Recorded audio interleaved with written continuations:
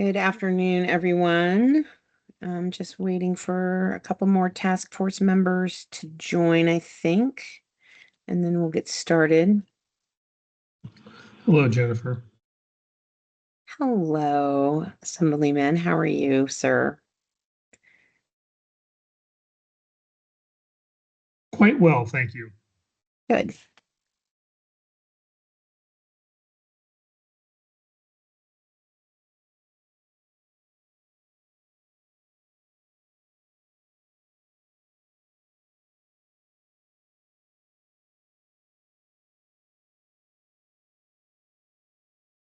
Amber, I think we might be close to quorum. So go ahead and call the meeting to order.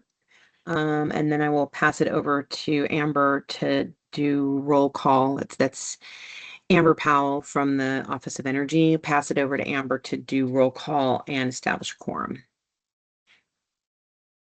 And I apologize in advance if I pronounce anybody's name wrong.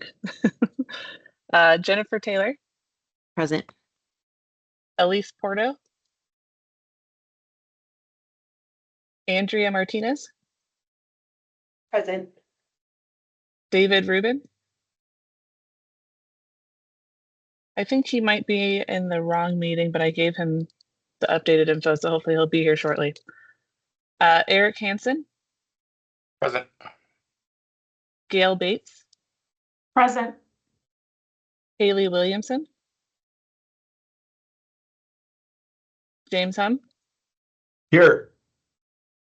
Jeremy Newman. Henry Shields. I'm here. Leslie Mujica. Present. Luis Cruz. Luke Papez. Present. Michael Park. Michael Robertson. Present. Assemblymember Richard DeLong. Present. Richard Perkins. Here. Robbie Hamlin. Here. Sheila Hallstrom. And then Rochelle DeBuinken, who's filling in for Tom Burns. Present. And Assemblymember Tracy Brown May.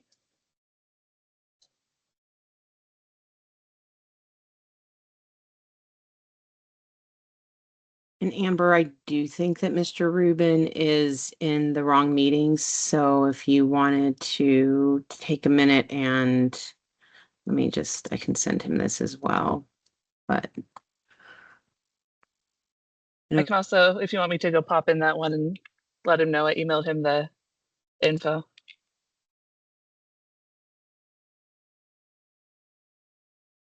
But other than that, we do have a quorum.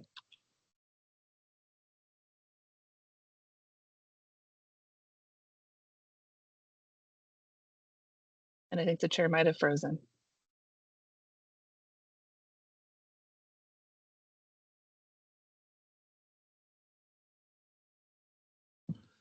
I think that's a valid assessment.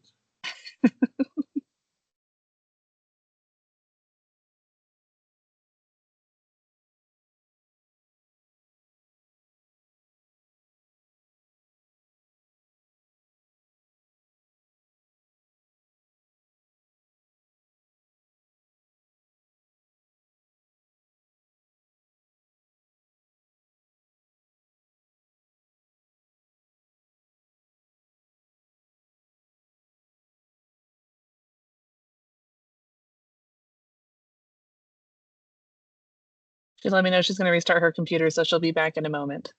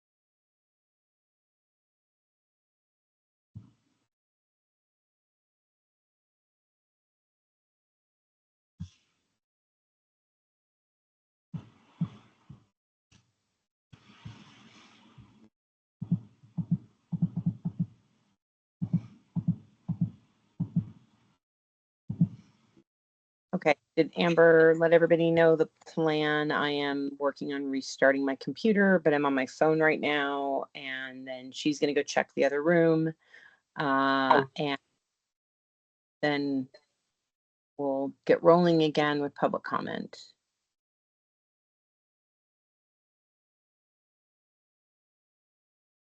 I went ahead in the other room and I sent the updated meeting info. Okay, great. Was it just Mr. Rubin in the other room? Yeah, he's on this meeting now too. Okay, great. Okay, fantastic. So if you want to call for public comment, Amber, since we've established a quorum. Of course. I'll do phone first. If you would like to provide public comment via telephone, dial 775-321-6111, followed by phone conference ID 672-152-067 pound, and then you'll dial *5 to raise your hand if you wish to provide public comment. And if you are joining via Teams, please use the raise hand icon to let us know that you would provide public comment, and we ask that you keep your public comments to 3 minutes.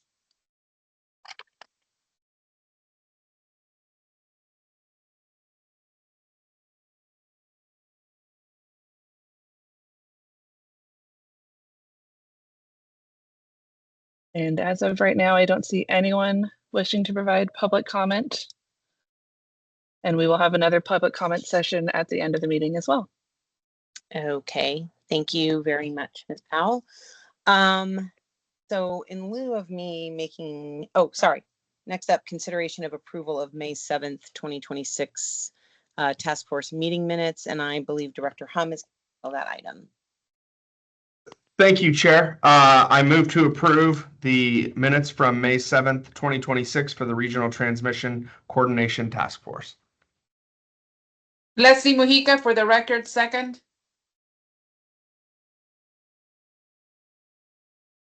We have a first and a second. Can we get a vote, please? All those in favor, please say aye or raise your hand. Aye. Aye. Aye. All those that say nay, please say nay. We have a unanimous vote, Chair, of those present. Thank you, Director. Okay, so we have a number of presentations today, and as always, I want to just express gratitude to our presenters for taking their time to come and share their expertise with us. We're looking forward to hearing from all of them today. The focus of today was intended to be economic development, because we know that within Senate Bill 448, Section 33, there are a couple of items that we are supposed to advise the legislature and the governor on that relate directly to economic development. This was an interesting topic because I think that as we are looking for subject matter experts to come and bring their view to the task force to help us understand the connection between markets and economic development, I may have been thinking about it sort of narrowly.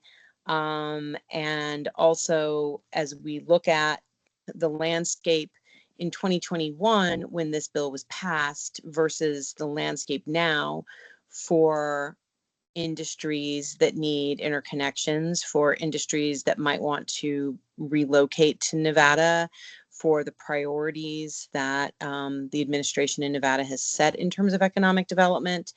I think that we're still looking at that foundational question of how we deal with interconnection, both at a transmission level and a distribution level. And so I'm excited to have folks that can talk to us both from our local utility and all of the work that they have been doing to make sure that businesses can come in and get energized, from our economic development office to talk about, again, those strategic priorities for the industries that we would like to have come and relocate to Nevada or expand in Nevada. Getting to hear from the ISO about how they're dealing with large loads, which is a big topic of conversation in all markets across the country, and at FERC, and is, especially around data centers, is driving a lot of discussions around infrastructure and the use of resources for data centers. And so having CAISO come and talk to us about how they're looking at the considerations around those large loads. And then I think, kind of wrapping everything up is being able to hear from one of our independent transmission developers about how they are working on that, and how they're working on making sure that the electrons are there to be able to bring these new businesses online. And so while it may feel a little bit like we're still talking about transmission, that is at its foundation how it is we're able to energize businesses and bring businesses online. So looking forward to a robust discussion. And I think with that, I will just pass it over to our first presenter, which is NV Energy. And we're going to be hearing from Sean Elisegi, who's one of NV Energy's senior vice presidents. Mr. Elisegi, thank you again for the time and for all your expertise. Yes, thank you. It appears there are two hands up, Chair. So. Oh, and I'm again still doing this from my phone, so bear with me. Let's see who we got here. Mr. Cruz. I just want to mention that I joined late if you already called the roll, so sorry for joining late. No problem. Ms. Mojica. Good afternoon. I just wanted to know if there was a slide deck or presentation available for NV Energy. Oh, yeah. Ms. Powell, while Mr. Elisegi is presenting, would you mind circulating the slides to everybody? If you had not already. I thought you had, but maybe just some. I'll send them to everyone. Yeah. Okay, great. Anybody else before Mr. Elisegi starts? I see that Ms. Porto has joined as well now.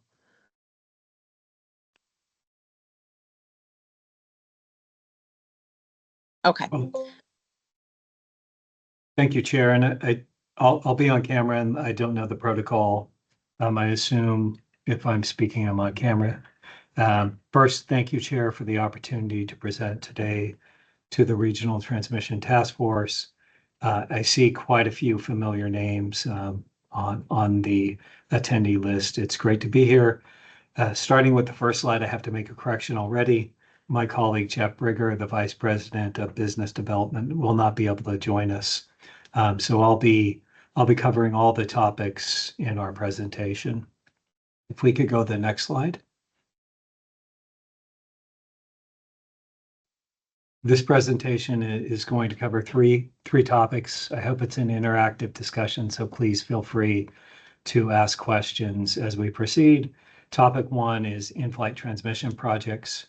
In this topic, I'm going to cover basically two items: how NV Energy thinks about transmission projects, and two, the status of a few projects that are currently in flight and the relationship to economic development. Topic two is the large load addition process. Here I'll cover basically three functions. First, our economic development function. Second, the major project addition function. And then I'll explain how those two functions relate to our integrated resource planning process. And then the third topic I'll cover is an overview of the 2026 integrated resource plan that was filed with the Public Utilities Commission of Nevada in May of this year. So if we fast forward 2 slides, that'd be great. Thank you, Amber. Before I dive into this slide, I want to just clarify the lens that we generally use in transmission planning.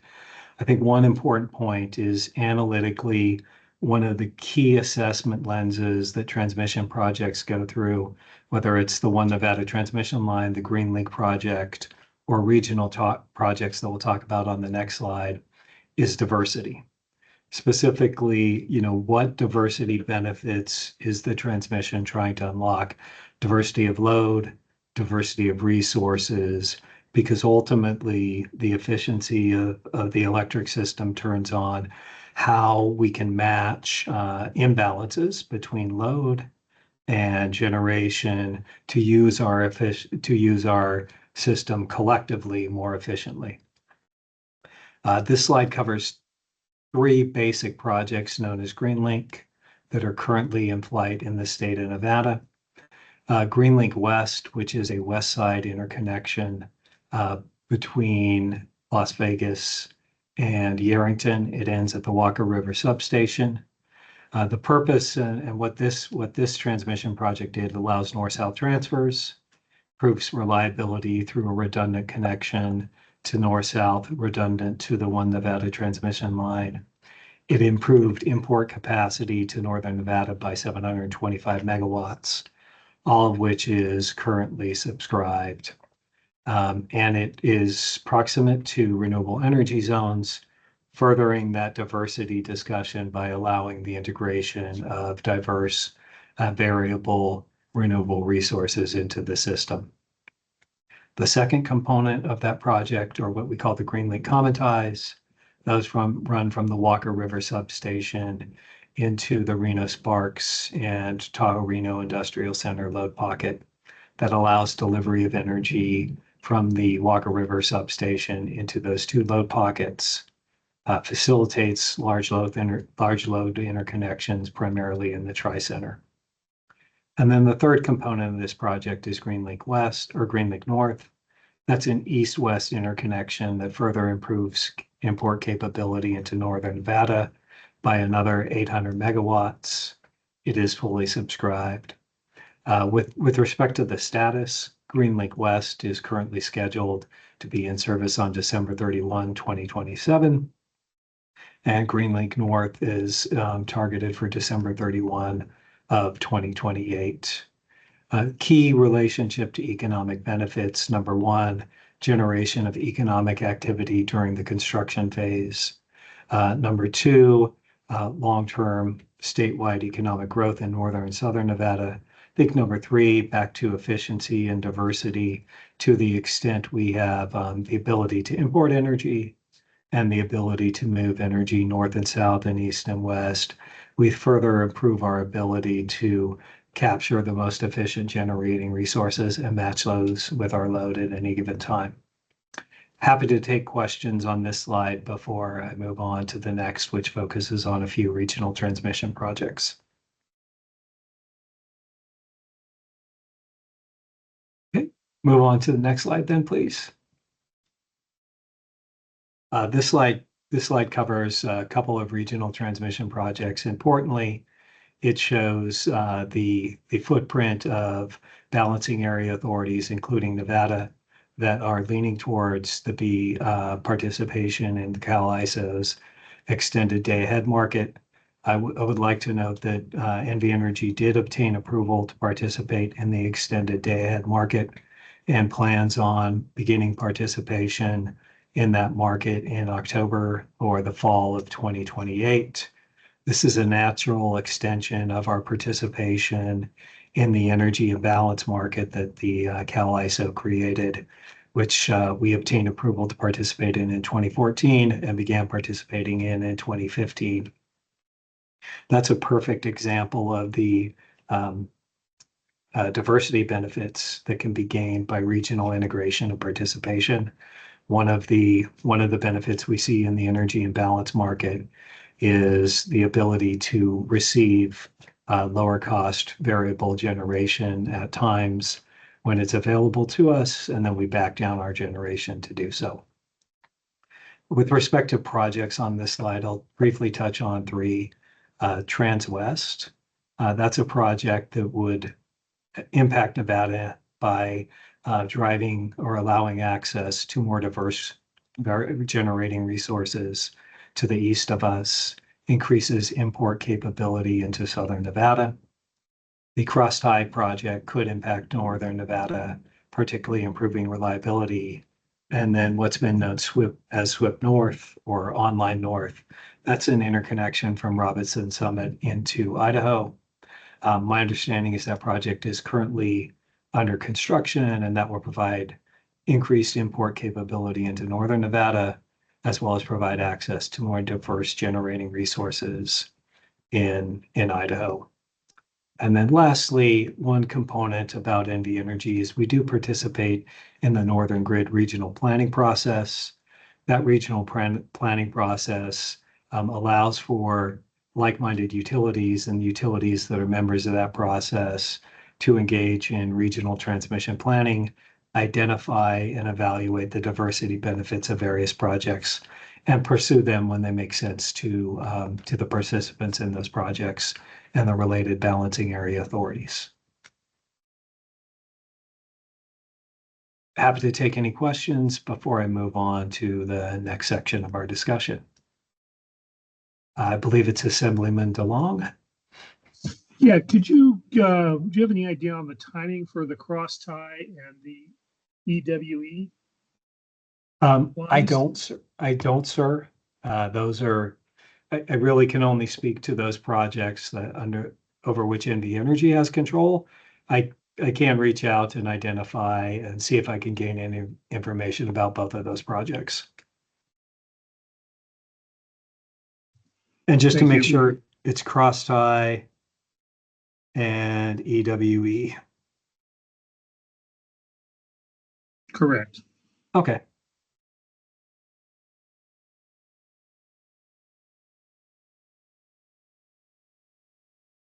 Any other questions? Yeah, I have a quick question.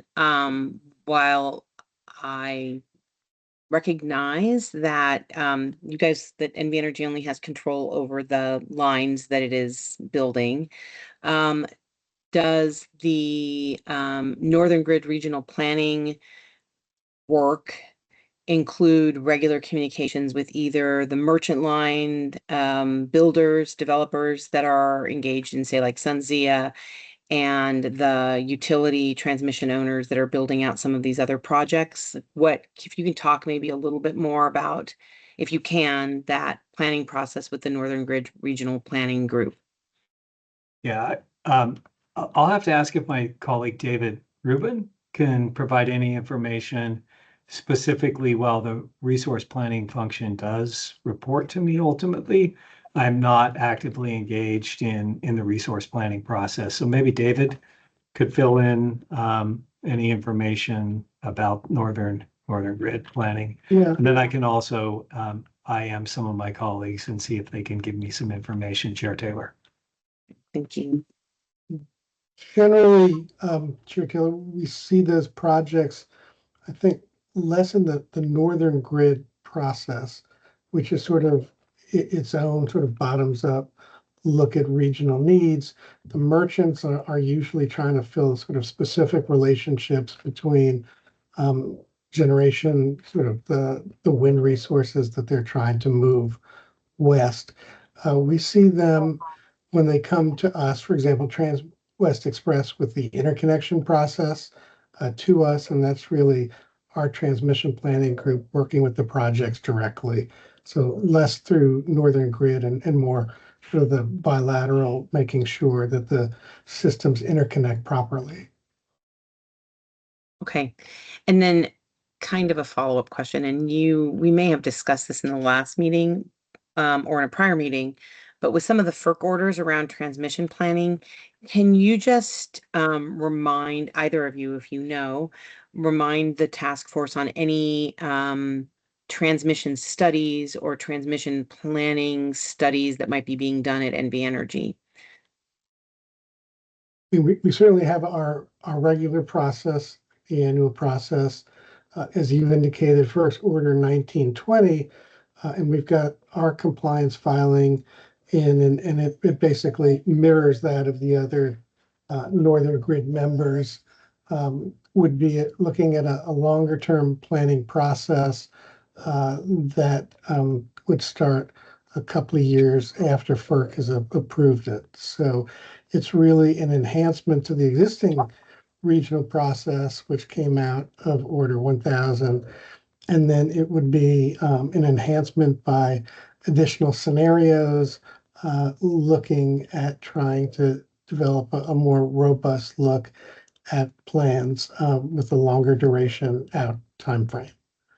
Okay, thank you. Any other questions from any of the other task force members? Madam Chair, Richard Perkins here. Yes. Apologies Mr. for not being able to raise my hand. My technology's challenges as well.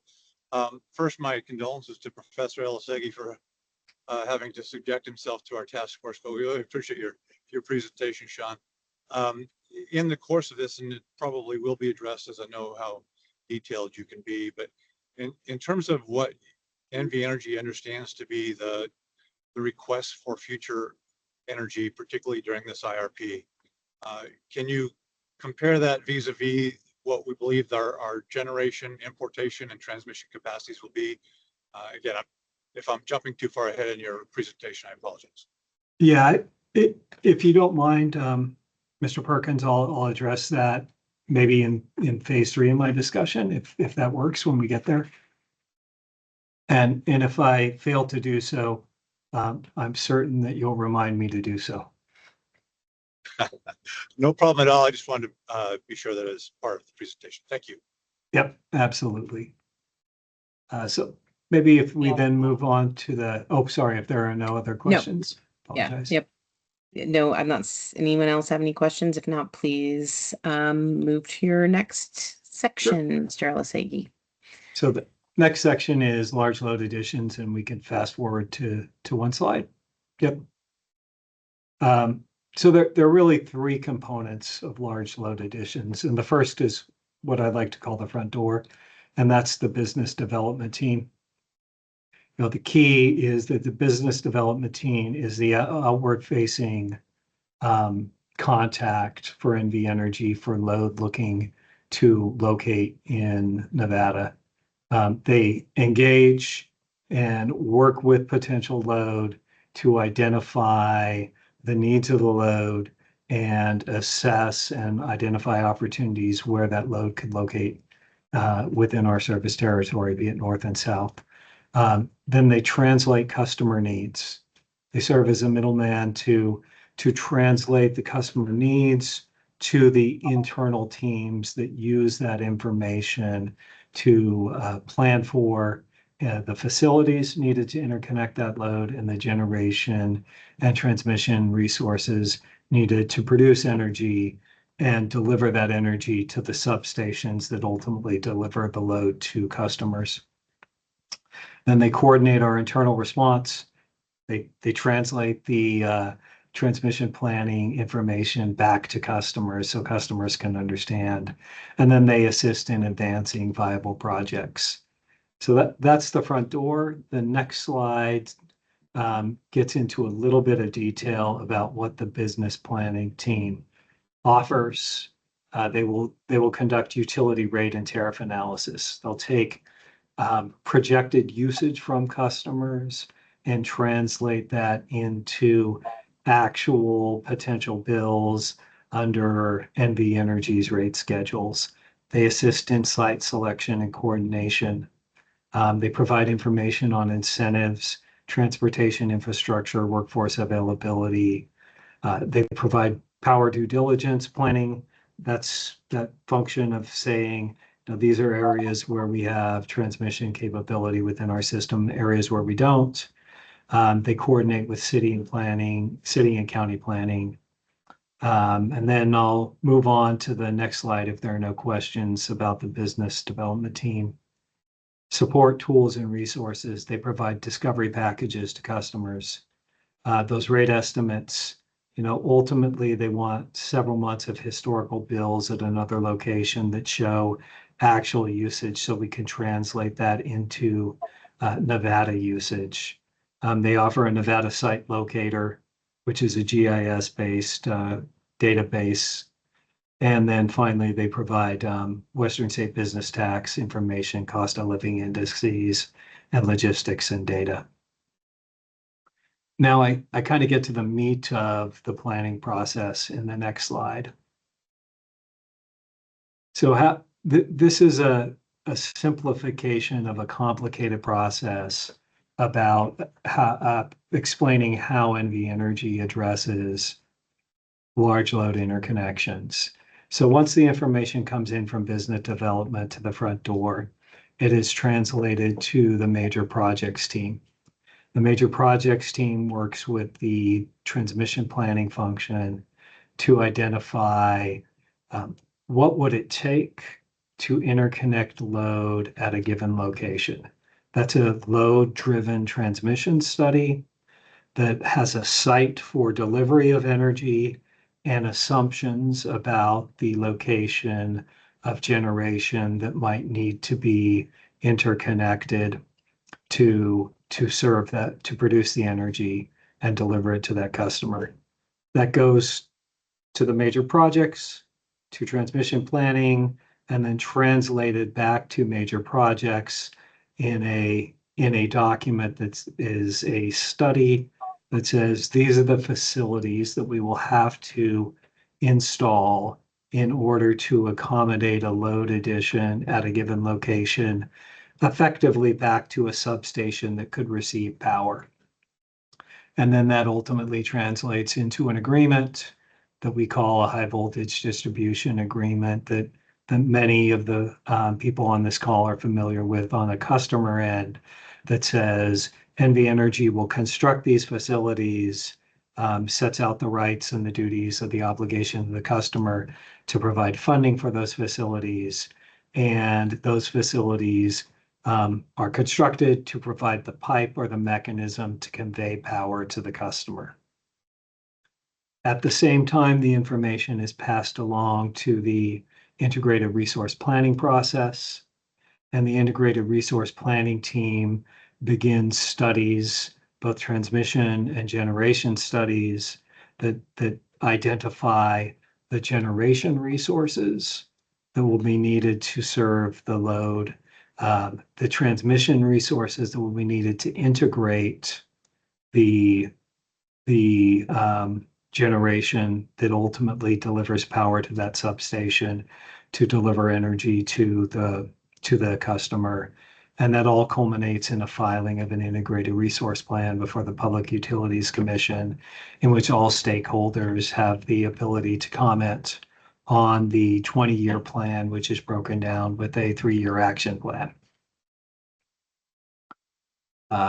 Happy to answer questions about the process that we go through, and then I would be turning to the actual integrated resource plan that we filed in May of this year. I have a question, but I'll defer to anybody else on the task force. Anybody else? Okay, let me see if I can articulately kind of ask this, but when you start with the front door and you've got somebody coming in to speak with you, there's planning that you have to do, but at what point are you evaluating or assessing whether or not, like I don't want to say legitimacy, but whether or not the actual application and potential for the business locating in Nevada or expanding in Nevada is speculative, or if it is actually going to move forward. And the reason I ask that is because we know that with interconnection queues in other markets on the transmission lines, they often carry a lot of sort of speculative projects causing clogs in the queues and an inability to actually move forward with transmission projects or not transmission projects, sorry, like generation projects. So do you see something analogous to that as you're looking at these businesses that are seeking to develop work here in Nevada? Yeah, appreciate the question, Chair Taylor. I think that's an evolving answer. So that the world 10 years ago, 5 years ago, maybe even 4 years ago was much simpler. Load addition requests were smaller in ultimate size. You know, we used to think a 50 megawatt load addition was a large load addition. Now load additions come in the form of 500 megawatts, 600 megawatts. That has complicated the planning process. And our process for winnowing the funnel is evolving. At the top of the funnel, we have what we call study phase load. we are in the process of adjusting our requirements for study phase load, in increasing the commitment that comes from the customer to participate in a study phase. And then one of the items that we'll talk about in the next session that's filed with the Public Utilities Commission is a large load energy service agreement. That is another tool that we've developed to help confirm the customer commitment to the resources, both on a transmission that's needed to interconnect the generation side, as well as the energy resources that are needed to supply the customer. High voltage distribution agreements do have commitments from the customer, so that's another gating tool that further separates less certain load from more certain load. And then we also monitor the status of projects, projects that have acquired land, projects when they move from land acquisition to permitting, when they move from permitting to construction. Those are all tools that we use in our planning process to assess the commitment of the customer and the likelihood of the customer load being delivered to the system. Okay. I have another question, but it may be more pertinent once you go into your resource planning. So thank you. Sure. I'll then fast forward one slide. And this just covered on Hold something on. I mentioned, which If you is the, oh, go ahead. Yeah, this is Rich DeLong again. Just on that previous slide, Yes, sir. you Let's move couched back. most of your answers in relationship to planning, which I'm viewing as that lower tier in the on the slide. But these potentially new large loads, the 50 or 500, 600, 700 megawatt load requests, how are you assessing the viability, basically going to the previous question, in your upper path, your execution path? And where are you providing or establishing those gateways to help ensure validity of projects? So that As high you move voltage, to the execution path. the high voltage distribution agreement on that execution path requires two components that are key metrics, I think, in terms of viability. First, when we identify the transmission facilities needed to interconnect load, and these can range just in order of magnitude for larger load customers from 20 million to 100 million or 150 million dollars of facilities, sometimes north of that need to be constructed to interconnect the load.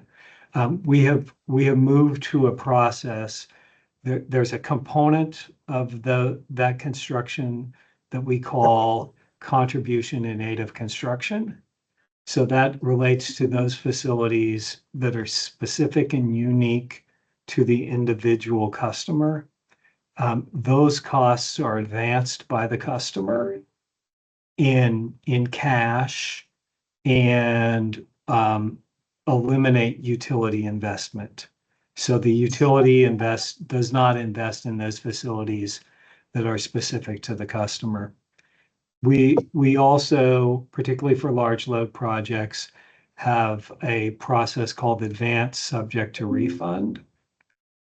Those facilities that we're constructing because of that customer that also may provide some benefits to the ability to deliver power from the substation to other customers, we collect cash upfront in the form of an advance subject to refund that allows us to refund money to the customer when load materializes.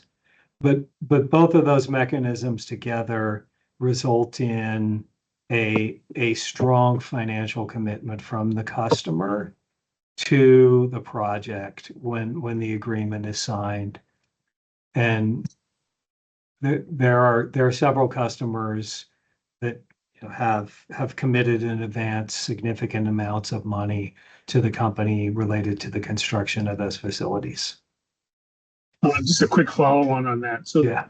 I understand that the high voltage distribution agreement phase, are you doing anything that's quasi similar to that at the study phase?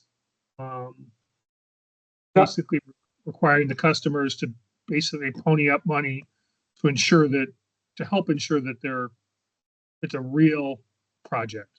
Yeah, there are costs, and those run in the $150,000 to $500,000 range that are collected at the study phase to complete a study.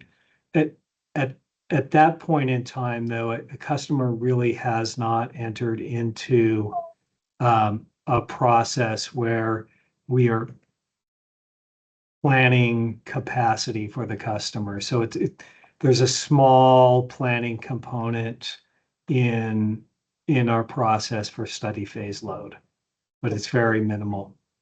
Okay, thank you very much. You're welcome, Assemblyman.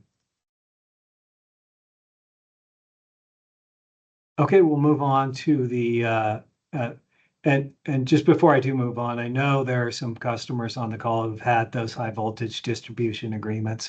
Happy to hear comments. They've entered in those agreements with us, and happy to hear comments if they think I've mischaracterized or misstated those agreements as they've progressed. Maybe let's move on to the next slide then, and I'll briefly touch on this before I get to the integrated resource plan. This touched on, I think, two components that I responded to you, Chair Taylor. What are the two agreements that we look for from customers? And both of these, when a customer gets to the point of signing, particularly the large load electric service agreement, and it is a customer for whom we are going to procure and produce the energy, there are substantial commitments in those agreements. There are minimum bills, there are security provisions, there are termination provisions, and all of those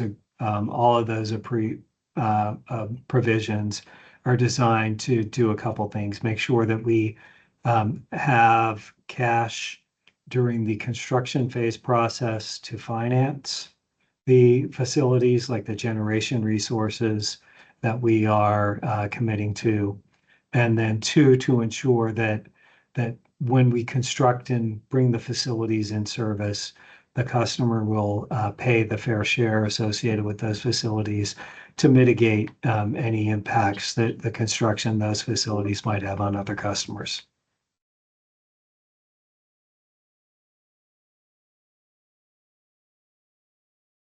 I'll turn to, if I can, then the last section of the discussion, which is really just an overview of the 2026 Integrated Resource Plan, and we could probably move forward 2 slides.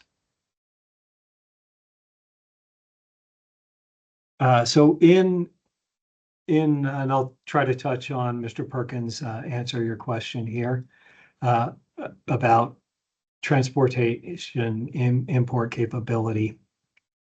So in the 2026 resource plan that we filed, we filed that in response to, I think, what is unprecedented load growth. We have 22 gigawatts of interest in this state. Much of that is in the study phase load, but there's a significant portion of that load that has signed Rule 9 agreements, and a significant portion of that load that have also signed large load electric service agreements.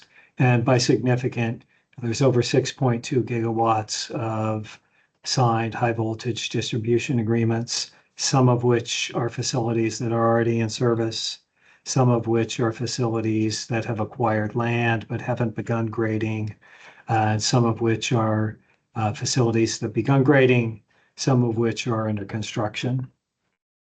And of that 6.2 gigawatts, 3.4 gigawatts have signed large load electric service agreements. You know, in order of magnitude, the statewide system is about a 7.5 gigawatt peaking system in Southern Nevada and a 2 to 2.2 gigawatt peaking system in Northern Nevada. So a total of maybe in the neighborhood of 9 gigawatts.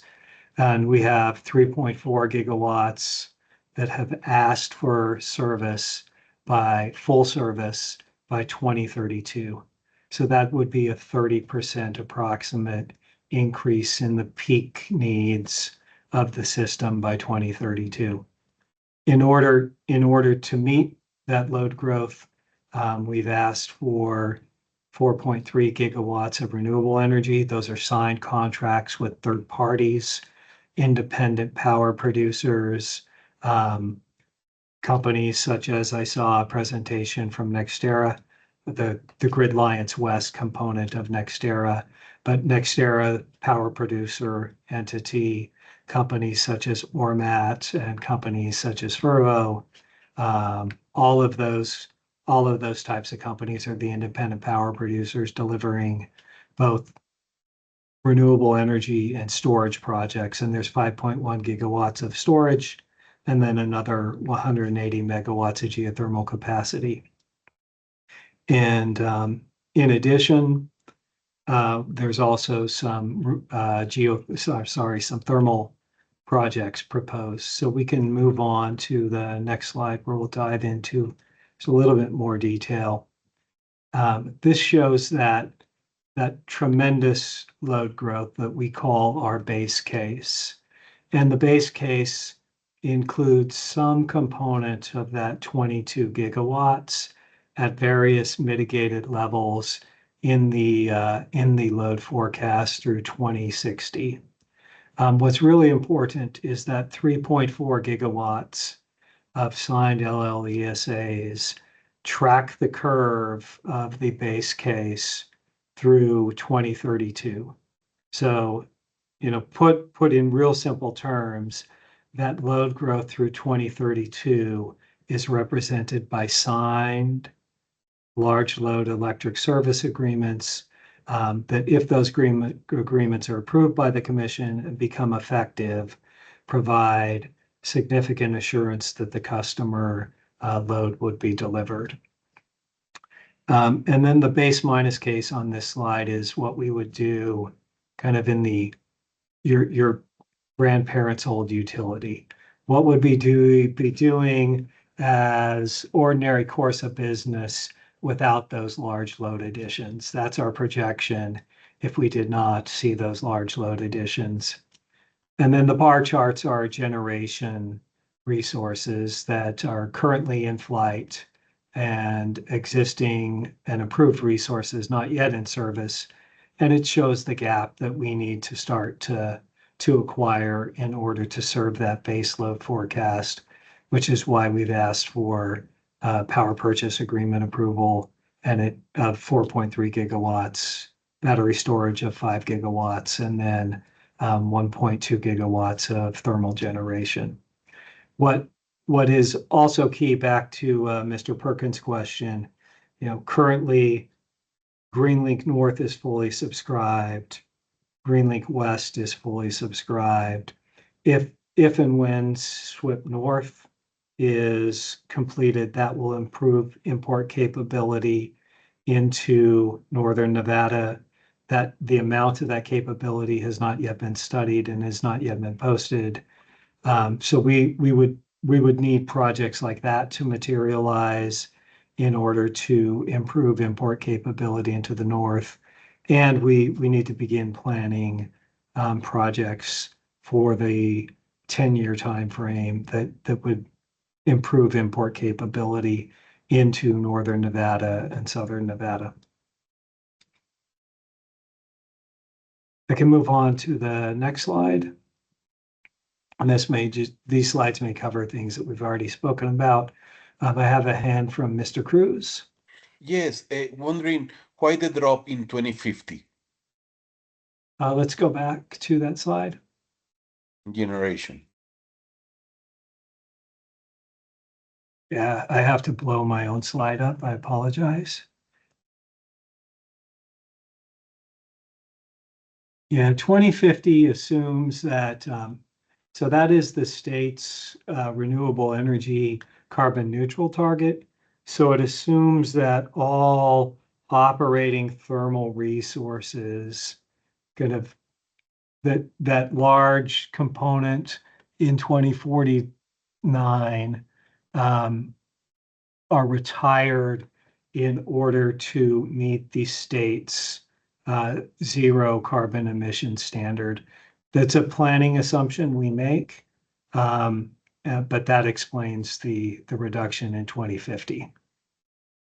Throughout the process, we'll be filing integrated resource plans to add resources to continually increase the generation supply, as well as when transmission projects come along that provide regional benefits, import energy where we have the ability to do so. Thank you. Yep, you're welcome. Move to the next slide.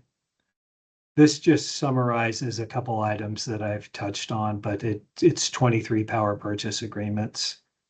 And why were those selected? I'll maybe touch on why 23 power purchase agreements.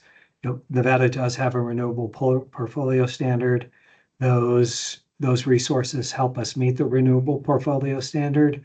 But in an all source RFP, we received interest only from facilities located in the state of Nevada, almost all of which were renewable. There was one thermal resource that bid into that RFP, and we selected those given our load forecast that could meet the speed to power tests, that were located on generally private land and had limited nexus to federal land, increasing the likelihood that they would be permitted and constructed on time. And then projects like battery additions at existing solar facilities or existing facilities, because those also have a higher level of certainty to coming to fruition. Assemblyman DeLong.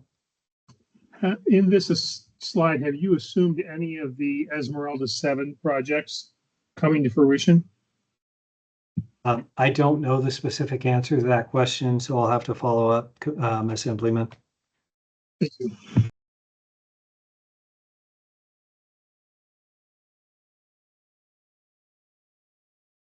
And I may require an email to get we may have a different project name. So if I have difficulty answering the question internally, I'll reach out to you by email if that's acceptable, Assemblyman. Absolutely. Yeah, absolutely. All those projects are in the vicinity of the Esmeralda substation on Greenlink West. Got it.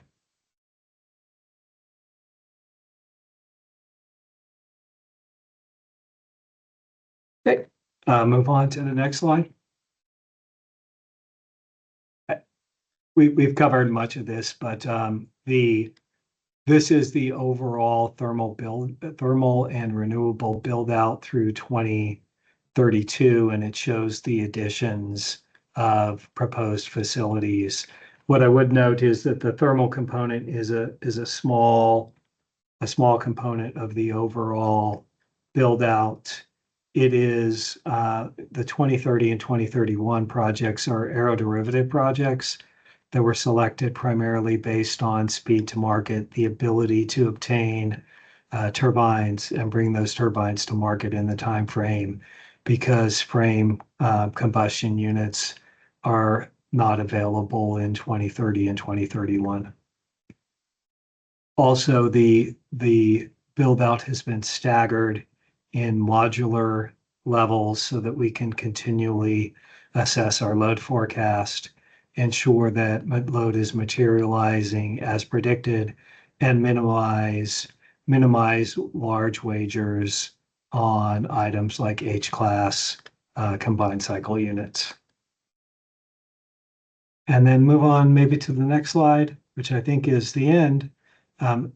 Happy to take questions if there are any. And and open the floor.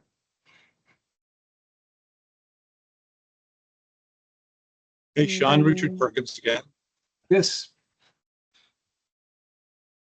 Go ahead, Apologies, Mr. Madam Chair. Perkins. Wish I could raise my hand, but sorry for interrupting.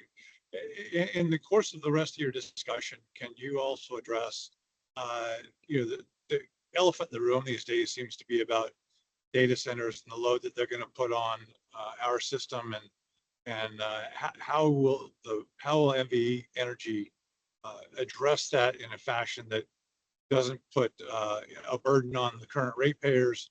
One question, and the second one is, do you anticipate with the transmission limitations and the ability to get projects and PPAs online, that some of this will happen, some of the generation will happen behind the meter until NV Energy is able to connect up to them? Yeah, I'll answer the second question first. I know that in dealing with customers, I know that customers have sometimes they have disparate commitments to their end user, and they plan to use behind the meter generation for temporary periods to help bridge the gap between service availability from NV Energy. I think that behind the meter generation, I really think overall that there's such a large need for generation. That's why we see participants, third-party participants in our RFP process. So I think it's kind of an both and solution. There's a role to play for behind the meter generation, and I anticipate some behind the meter generation, and that in particular to bridge gaps. With respect to the first question, I'll turn to the proposal that's before the Public Utilities Commission. The large load electric service agreement is intended to ensure that large load additions and the customers who have signed those agreements, the facilities needed to meet their needs does not impact or drive up rates for other customers. A couple components of how that is accomplished. First, the customer pays the otherwise applicable rate. So they pay everything that they otherwise would pay. And then there are contributions in aid of construction related to the generation projects that would be needed, the thermal generation, which is presumed to be owned by NV Energy. There are contributions in aid of construction that reduce the utilities investment, and the goal is to reduce the investment to a point at which it is equal to or less than the per unit investment we have in thermal generation. Put simply, if we've got $1 million per megawatt invested in existing generation, we want to drive our investment to equal to or less than $1 million per megawatt in generation, because then we know that the marginal energy cost will be equal to or less than our existing cost. So there's contributions in aid of construction that also addresses transmission network upgrades needed to integrate that generation. And that's not just the thermal generation, but the renewable energy generation. Then there are minimum bill commitments, as well as what's called the long-term energy rate that is designed to reflect the incremental cost, the cost above our current cost of renewable energy associated with those power purchase agreements that are needed only for the large customers. I'll acknowledge that we should come at I told the team we should come to that filing with an open mindset. We probably don't have all the solutions, and we may have missed a cost. And that's why we put it forward in a public forum in which all stakeholders can participate and all stakeholders can weigh in on whether that agreement provides sufficient protection for existing customers.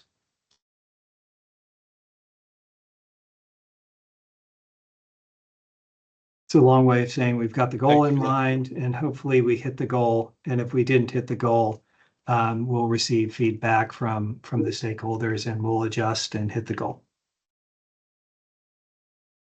Anyone else? Thank you, Assemblyman, for that question. Anyone else have any questions? Okay, I guess it's just kind of a wrap-up question, Mr. Yeah. Elisagi, and I don't looking at this sort of at like a 30,000 foot view, if possible. And since we're about to hear from the Economic Development Office and some of the challenges they have with customers, are there specific issues, policies, regs that hinder your ability to bring things on at a faster rate to be able to accommodate customer load needs once you know there is some certainty in that load? And I'm not trying to ask a super loaded question, just kind of wanting to get sort of an overall frame of what you might see are challenges as we look to any recommendations or advice under the statute to the legislature and governor. I think key challenges always are permitting. Permitting, whether it is generation facilities or transmission facilities, timelines for permitting are always both at the state and the federal level, and even at the local county level.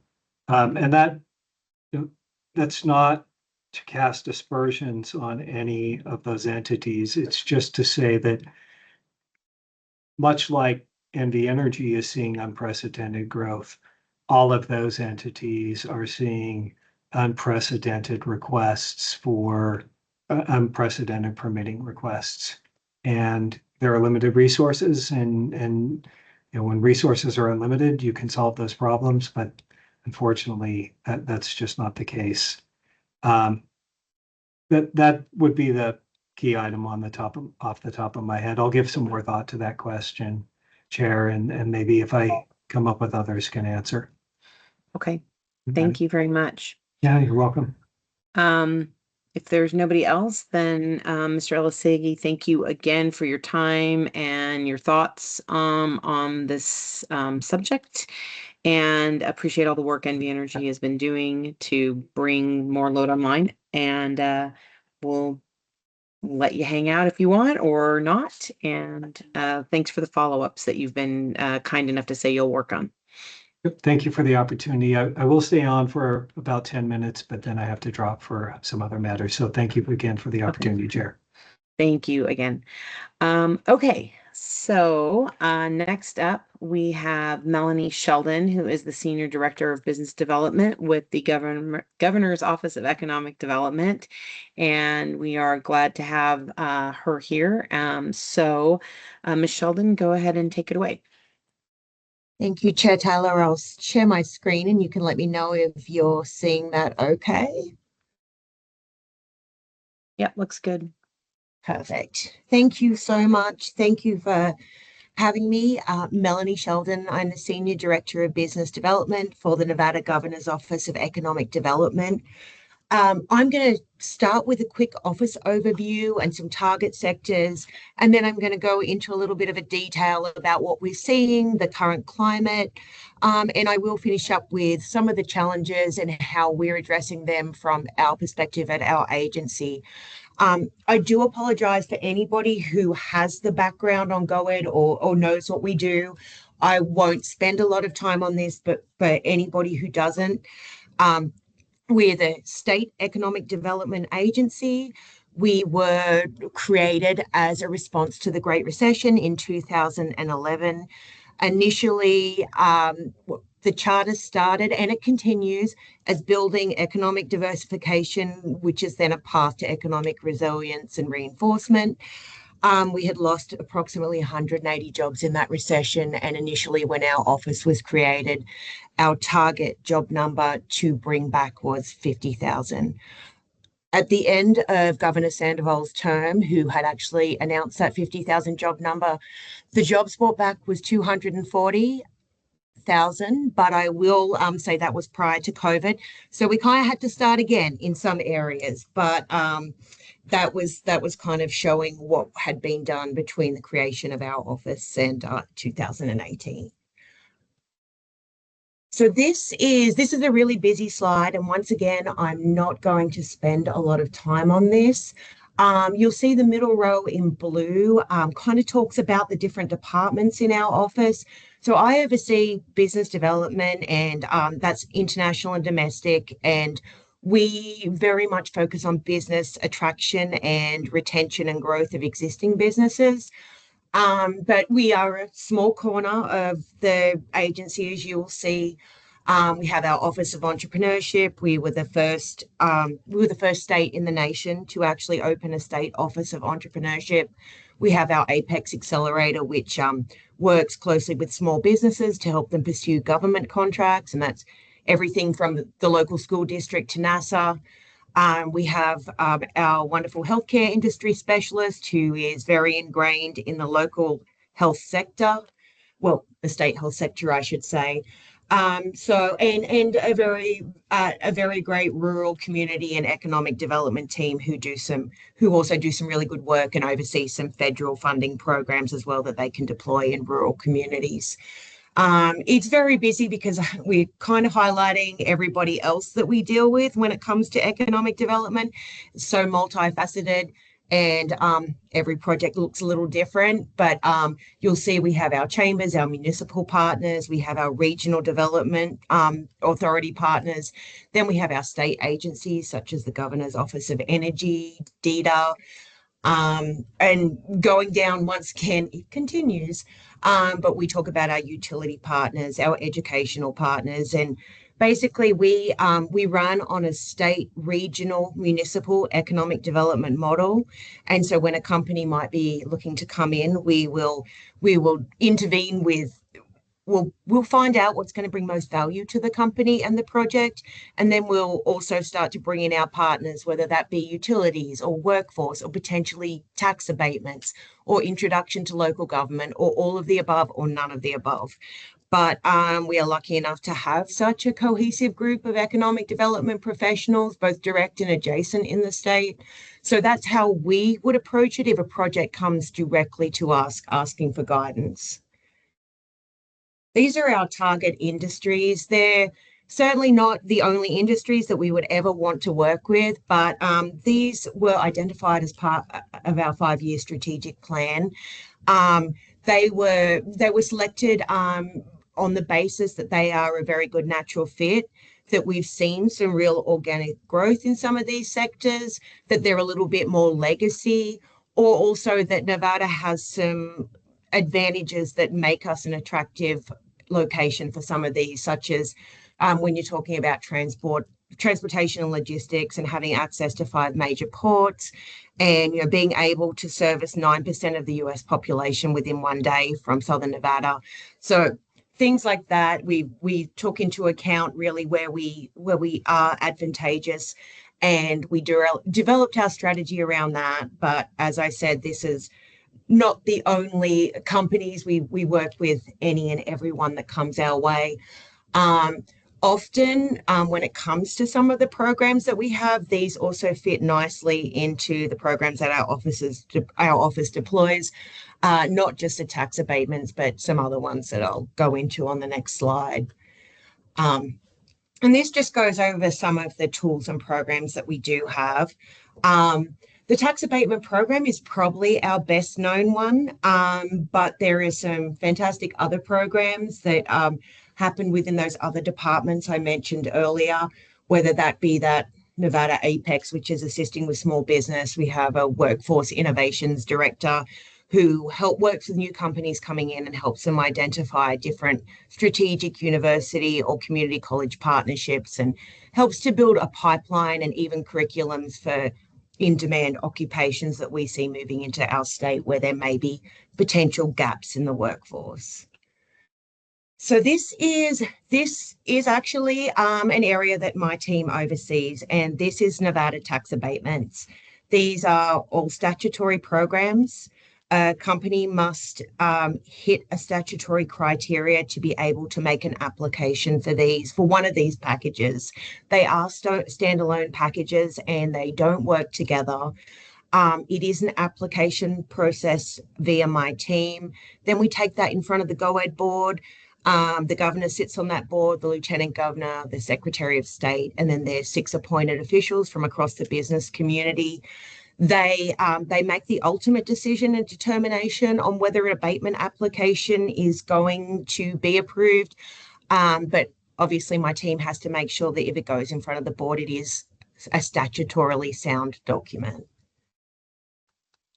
So I'm just going to get a little bit into the site selection process, because I think this plays into the idea of being able to identify where there may be challenges early in a project. Now, not every new company looking to come in the state comes directly to GOED. They may come to NV Energy. We've seen that. They might come to LVGEA or one of our municipal partners if they're interested in a site in their area. But as I mentioned before, we are a cohesive group of economic development professionals, and we're all in each other's business, and we will end up all working on the same project. So whether it comes to us first or someone else, we're going to put the right people in the right room. And we do hear a lot of feedback from companies coming in saying how much they appreciate that, particularly identifying challenges early.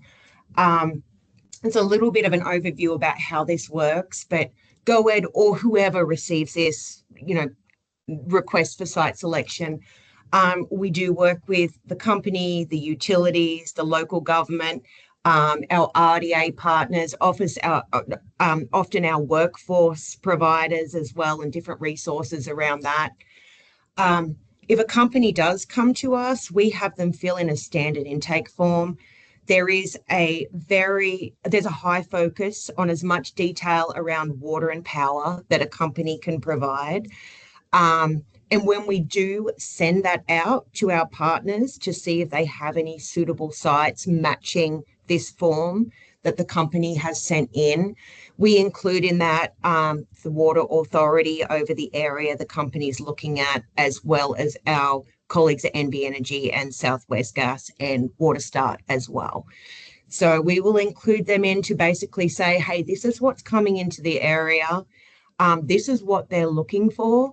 Would you like to opine on this? And luckily we do. We get some fantastic feedback from our utility providers. Sometimes this will come to a natural conclusion.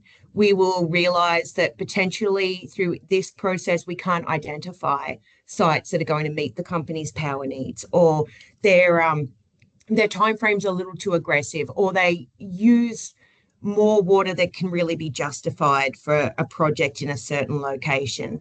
So we kind of try and identify all of these things early before even moving on to the point where we would submit sites that would actually work for the company. We kind of have to navigate through that maze first of what makes sense. Is this feasible? And if it is, then it's on to the next step.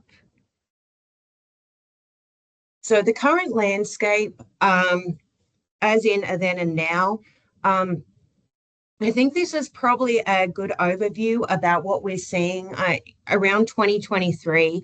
There's always been a top 5 things that a company will will say that they're looking for when they're looking for a new location or to grow in a location. And they do change year to year, but not substantially. But I would say even going back to 2023, it's very much around, is this a financially competitive environment? Business incentives would always factor in the top 5. Also workforce availability. We certainly saw a lot of that, particularly after the pandemic. And we would usually have quite a focus on quality of life. What are the schools like? Can I raise my kids here? What are the neighborhoods like? So that's what we would see. It was probably more of an end-to-end overview about what it would actually look like to live and do business in a certain community. What we're seeing now, and this is not every company, but this is very prevalent, is where can we quickly secure the resources we need and reduce the risk, and how do we get the power we need? And that's not just that's really not just data centers. I'll say that kind of goes across a spectrum of different companies. When you're looking at lithium processing or maybe certain other types of advanced manufacturing as well, data centers would fall into this bracket too, when it's ensuring that they're securing those power resources that they require. But we are seeing that with certainly projects in the advanced manufacturing and the lithium space as well. So I just moving on to, I guess, data centers and AI. I was going to touch on this. Obviously, we have had an increase in interest from data centers. We've always been relatively attractive due to our lack of natural disasters, but we've also seen an uptick, as I believe every state has recently, in data center interest. But we're also seeing some evolution in the sectors around that really want to support and be co-located with data centers or provide services for data centers or data center adjacent activity. So we're seeing, like in the healthcare space, certainly in the and things like medical device manufacturing with maybe a higher technology than what we've seen in the past. Defense and national security, obviously, with the idea of reshoring and bringing and trying to really build out supply chains in the US.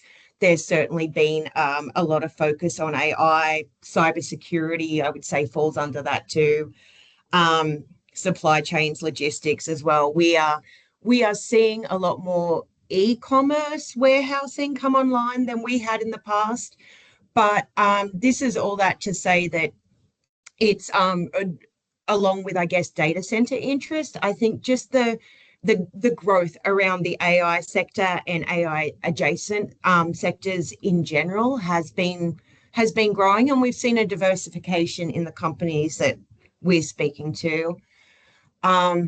Just wanted to give like a really quick overview about some of the companies we're seeing. We've got a board meeting coming up on August 5th, and we have a company that provides infrastructure services to data centers.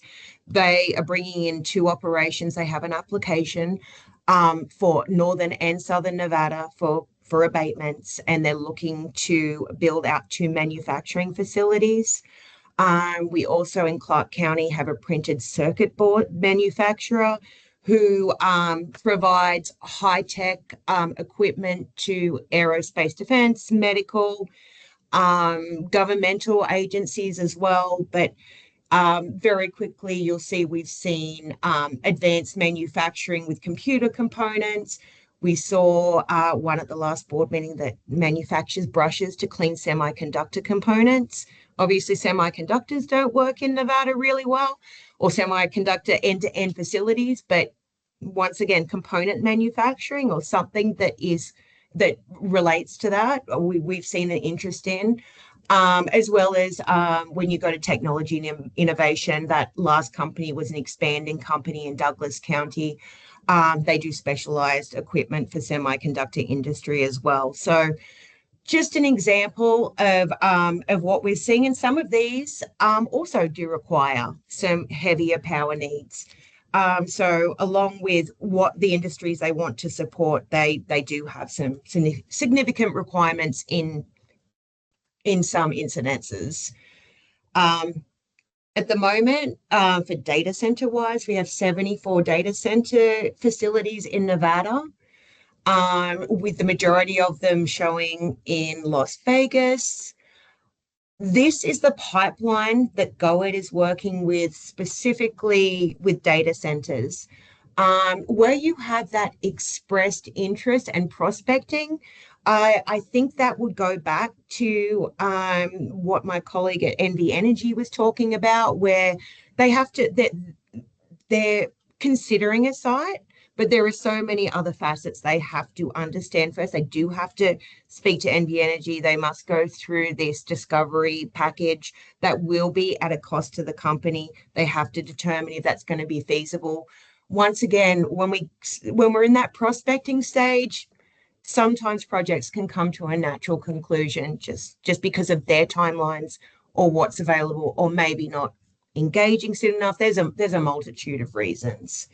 And right down to the bottom, where I would say we have 10 in various stages, whether that be prospecting or moving forward or expressing interest. That was as of today.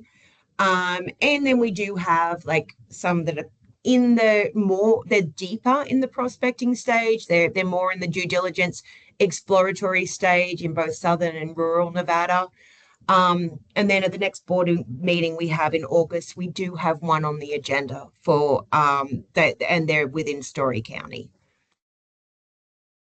And this is really just, I guess, I think this is probably not news, but anybody who works like within the state or outside of it is hearing this from economic development professionals everywhere.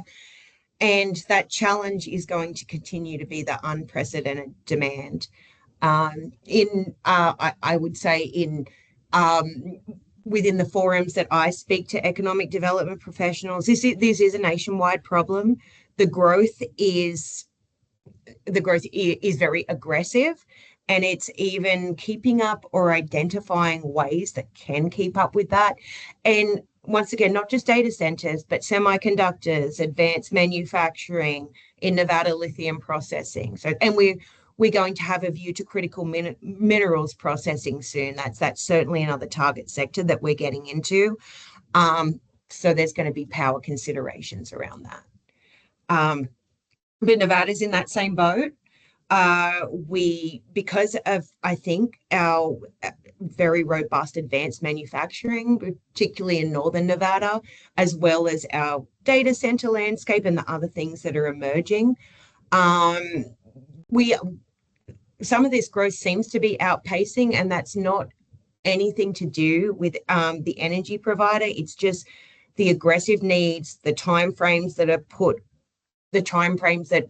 on certain projects, that potentially sites have been selected that maybe weren't suitable for the project. And so, yeah, it's taking it, we take it case by case, we take it project by project. We heavily lean on our partners in that space to guide us and guide the project and help determine what's feasible as well.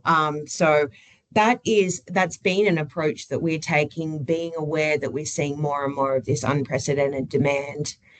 And this is what we're talking to companies about as well that come to us. If potentially you identified a site that didn't work, then we're sort of taking an educational role about coming to us early engagement, ensuring that you are educated by the right people, whether it be the developer, the realtor, the local community, on what the site can actually provide for you. Understand the processes, or come early to us so we can assist you with being connected or knowing those processes. But it's very much about early engagement. We know that Nevada has a lot of opportunity. They have a growing portfolio of solar geothermal battery storage.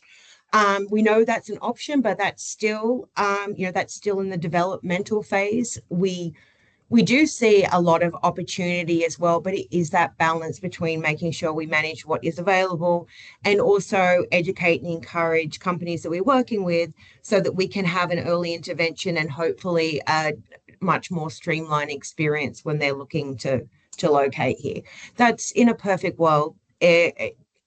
Projects have aggressive timelines, and we understand that, but we are still trying to advertise those best practices for companies, particularly large energy users as well. We're trying to sort of put out about engaging early, making sure that they know the key utility they need to speak to when it comes to power and water. If they don't, ensuring that they request advice on that. Also connecting with the local government as well, local leadership, government officials, the permitting department, all of that, so that maybe it's not such a mad rush, and maybe it's not getting to the point where companies are potentially looking at sites that really can't accommodate their needs, and then they're back to square one. So just a little bit kind of from where we're coming from and how we're trying to manage this from our perspective, from an economic development perspective. And we are certainly trying to build out the way that we can work with companies. We feel confident about getting our partners in the room, but it's ensuring that the companies are also proactive in understanding what is going to be feasible and what's not. So that is it from me. I am happy to take any questions. Thank you, Chair Taylor. Thank you so much, Ms. Sheldon, for the presentation and the overview. Do any task force members have questions?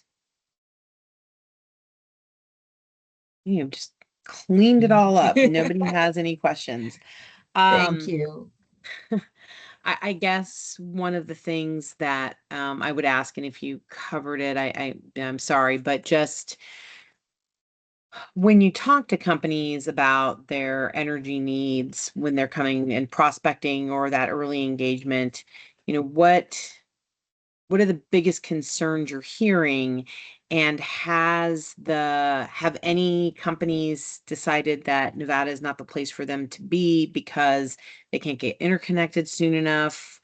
There's not the ability to leverage a Western market, anything like, are you hearing anything like that as some of the challenges as you look to continue to bring businesses into the state? We have had challenges. We have had companies hold off. They've come to us with very aggressive timelines, and then they've said the project's on hold, or we are going to start to look at surrounding states. Once again, and I don't want to put it all on the business because but it can be because of those really aggressive timeframes. Like we need 10 megawatts, but we need it by tomorrow, but we'd like to be in a rural county has come up in the past. So that can certainly be a challenge. I think it's I think that our major challenge is trying to align with what is feasible and the right areas with sometimes timeframes which can be hard to align with for a company because they are a business and they just need to get moving. Yeah, we are seeing some companies come to us a little more educated than they were. It was a little bit of a race to just find a site that had power no matter where it was throughout the state. Now we see that companies will tend to do a little bit, their site or economic internal development teams will do a little bit of research and come to us knowing initially where some viable areas might be. So that's kind of something we've seen happen organically too. Yeah, I mean, it's always, from my time at the energy office, I've always been so fascinated at how you guys at GoEd take all these different pieces and try to fit it together. And you've got, you've got a lot of puzzle pieces and you've got a lot of moving parts, and it takes a lot of the collaborative work you discussed at the beginning to actually get somebody into Nevada and have them realize what a great state we are. So, I appreciate that overview so that everybody else can kind of get a big picture of the complicated and, collaborative work that the Economic Development Office does to continue to move our state's economy forward in a resilient and diverse manner. So, thank you, Jennifer. I don't want to be pessimistic, but I will say more projects don't work than they do. And so everything that we see that's located here or been announced, I would say there's probably at least 5 that for whatever reason, and not power water, there is just anecdotal, there are so many reasons, but to be honest, that is usually how it runs. No, and I appreciate that. But anyone else have any other questions for Melanie? Okay, if not, Ms. Sheldon, thank you so much, and look forward to continuing to collaborate with your office on our reports and on these energy issues going forward. So thank you so much, and have a great rest of your week. Okay. So moving from Nevada, in our local our local experts, we are now going to bring in Danielle Mills, who's the Director of Infrastructure and Policy Development at CAISO. She's going to talk to us about some of the work that CAISO has been doing on large load interconnection considerations. And we're really lucky because Ms. Mills also has a vast amount of experience in with IPPs and even with transmission development. So really excited to hear from her. And Ms. Mills, thank you for the time, and please go ahead with your presentation. Well, thank you, Chair Taylor. It's a pleasure to present to all of you today. Thanks to the members as well for the great questions, and it's been really interesting to listen to the previous presentations. So, looking forward to the discussion today. As Chair Taylor said, my name is Danielle Mills. I'm a Director for Infrastructure Policy Development at the California ISO. A lot of the presentation that I've prepared for you today, just as a warning, is maybe somewhat of a review from previous presentations you've had from the California ISO, in that it does talk through our transmission planning process.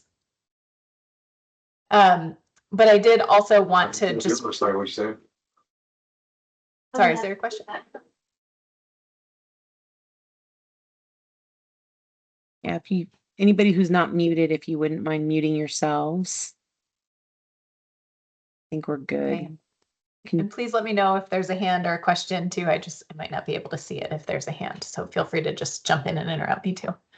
But yeah, I will focus a little bit on some of our transmission planning work today, which may be a bit of a review, but it's also really important kind of foundational information for how the ISO is responding to increases in large loads within the ISO system and across the West to some extent as well. So I'll kind of go through quickly some of our transmission planning processes and use that as a little bit of context for where we're headed with large loads.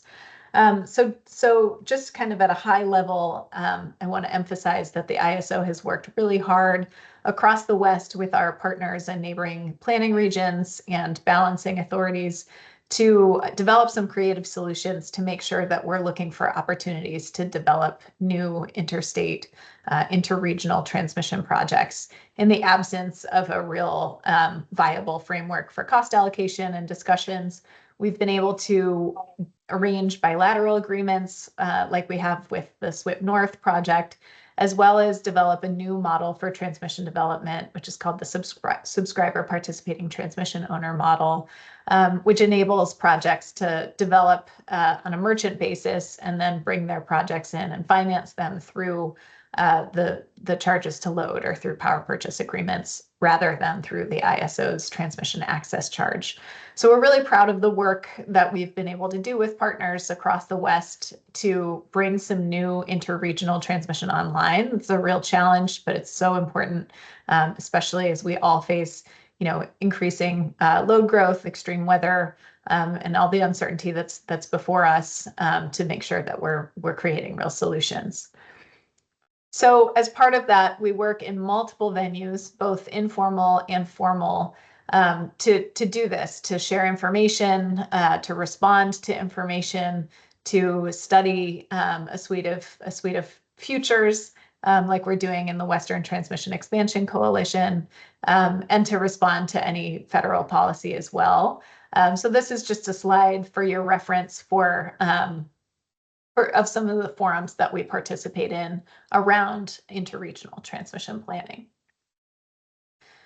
And the results are significant. We're really excited that we're starting to see some of these transmission projects go from a dotted line that's in development to an in-service line. You may have heard that SWIP North, we did talk about SWIP North being under construction and moving forward. We're really excited about the potential benefits there throughout the region. And we also are very excited about SunZia, which just recently came online as our first subscriber participating transmission owner project. So there's a lot of opportunity in the West, and we're just very eager to engage in conversations to make sure that these transmission projects are developing in a timely way to serve, really west-wide load changes. So we will continue these types of engagements in addition to looking for advance beneficial transmission in California. We're also looking for projects that are mutually beneficial. So looking to partner in these conversations with other states and balancing areas around interregional transmission solutions. And appreciate the work and the coordination that we've had with WestConnect and Northern Grid in particular, as we work to advance transmission planning processes under Order 1920, which is the long-term regional transmission planning process. I do want to emphasize, though, kind of the foundational elements of some of our planning, and really how we've been able to ensure that we have sufficient resources on the system to serve new large loads.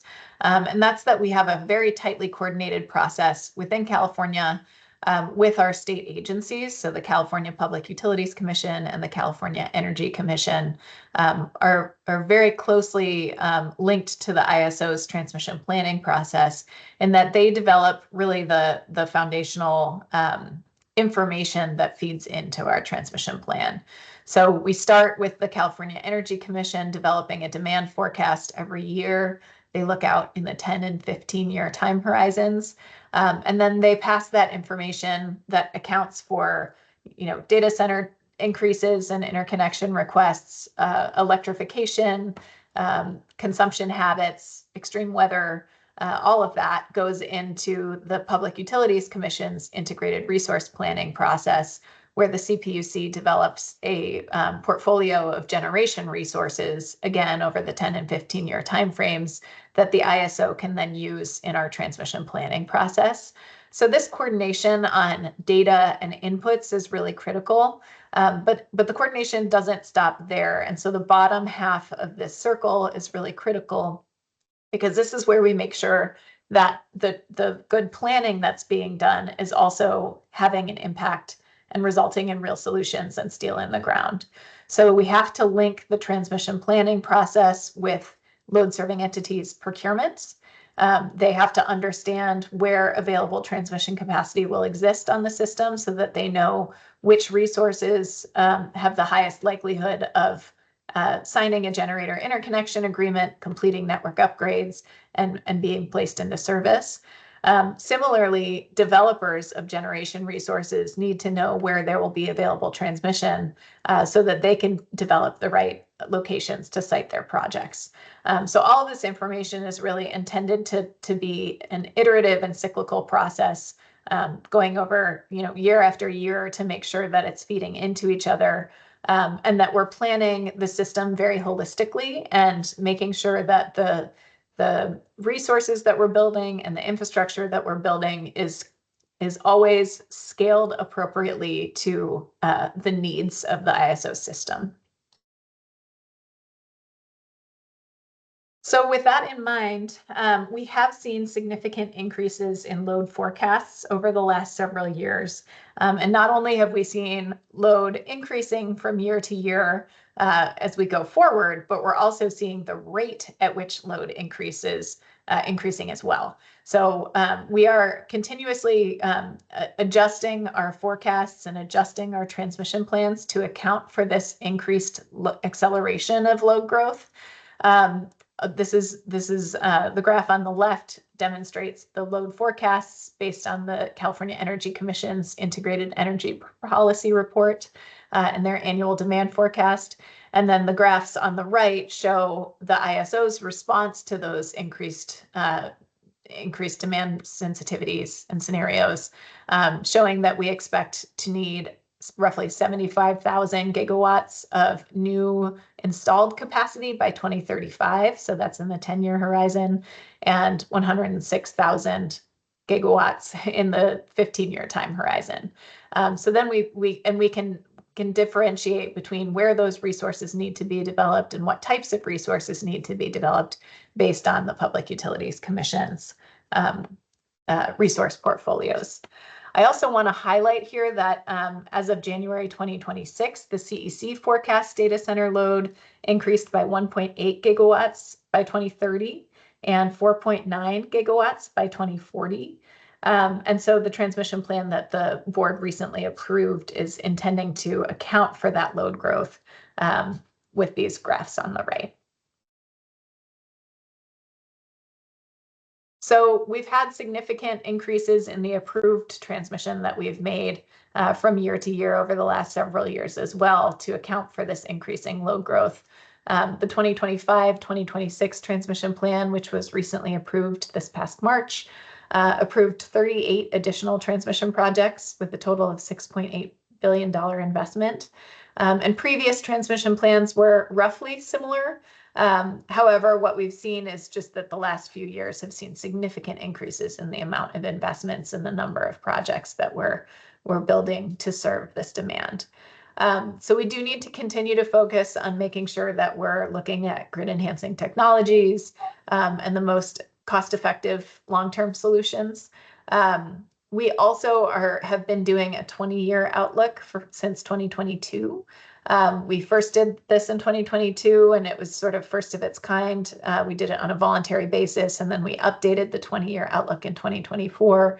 And now we've seen that this 20-year outlook has essentially become one of the requirements nationally for transmission providers under FERC Order 1920, which requires long-term regional planning and requires transmission providers to do this 20-year assessment or 20-year long-term regional plan at least every 5 years. So the ISO is going to make some adjustments to our transmission planning process to account for those new requirements under FERC 1920, but it really won't be a fundamentally different process in terms of the things we do. It'll just be different in terms of the timeline in which we do them.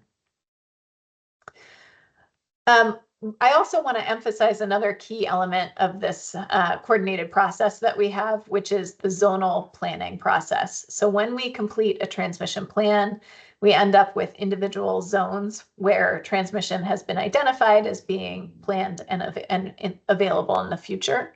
And these zones are what inform resource developers in our interconnection process. So these zones are actually used as the basis for new resource interconnections and indicate to developers where this transmission availability exists, how much, and it also indicates to load serving entities the best areas to seek off contracts with some of these resource developers.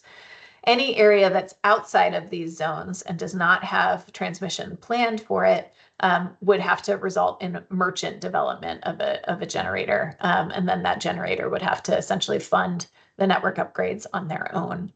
So there's a big incentive here for generators to develop in areas where they know there will be available transmission capacity. And we really work hard to provide a lot of information prior to the interconnection window to make sure that developers know these resource zones and know the points of interconnection where they can connect so that they can prepare their interconnection requests in a way that gives them the highest likelihood of success. We've seen some pretty strong results from our interconnection reform effort. The zonal process was kind of a key reform that we made in 2024 with our interconnection process.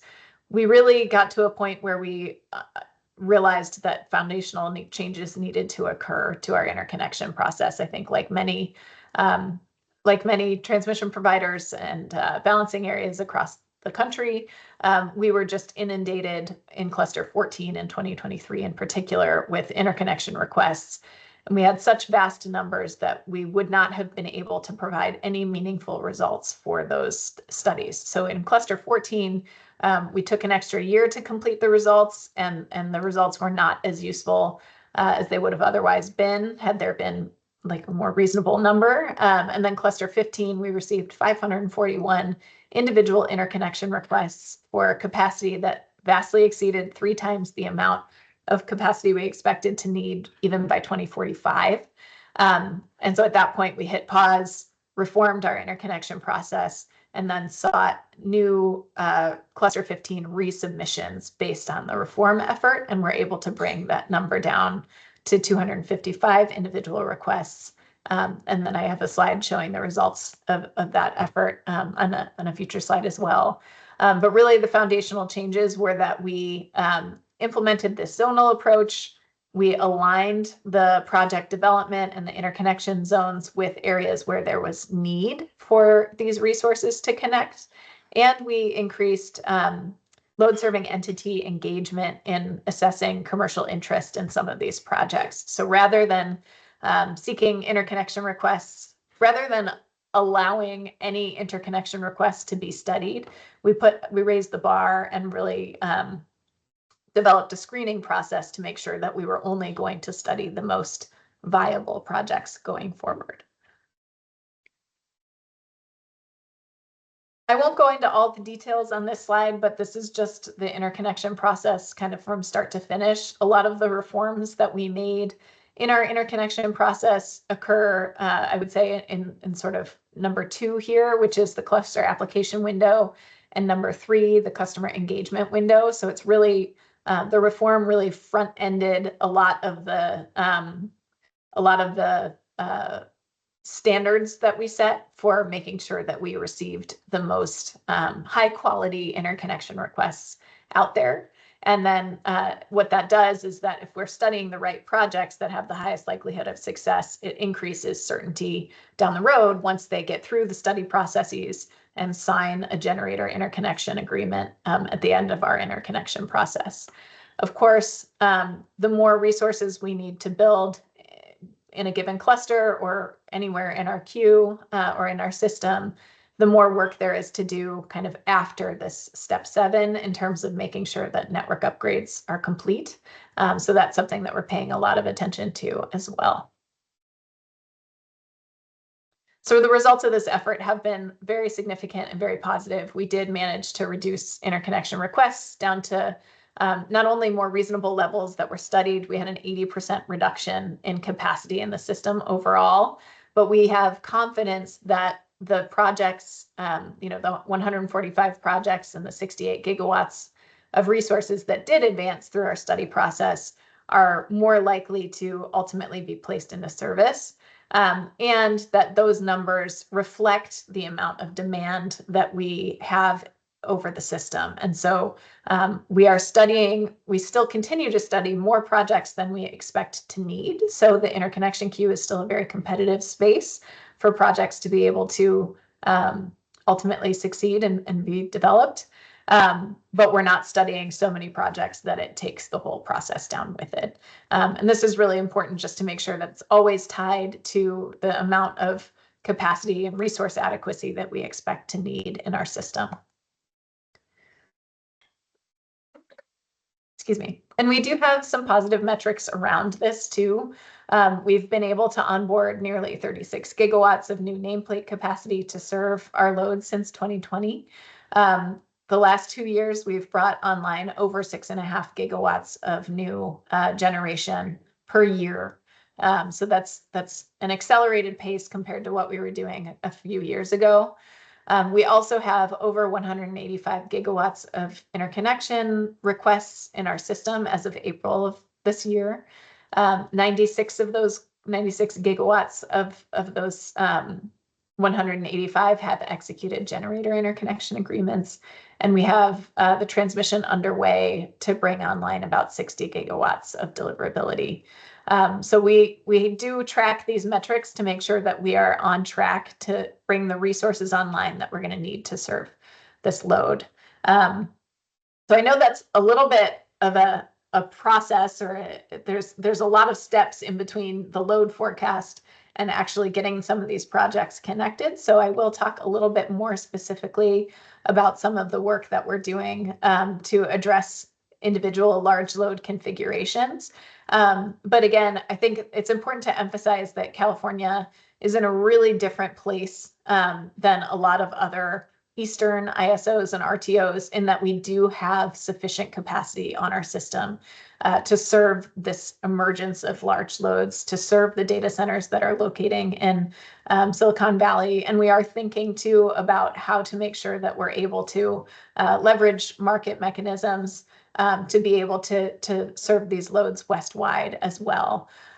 So this is just kind of a demonstration of the work that we've done on the proactive planning side to make sure that we don't get in the situation that other Eastern ISOs and RTOs find themselves in, where they're capacity constrained and then have to do, develop all kinds of programs to enable additional generation to be built to serve these new large loads. We're able to embed them into our forecasts and build the resources that they need to serve them.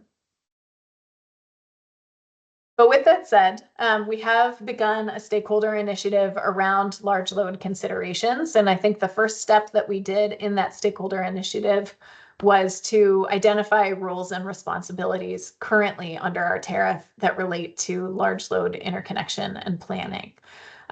So currently within the ISO, and a lot of this is subject to change given our stakeholder initiative and the FERC order to show cause, which I will talk about. But in our current process, the load customers really go directly to the utility.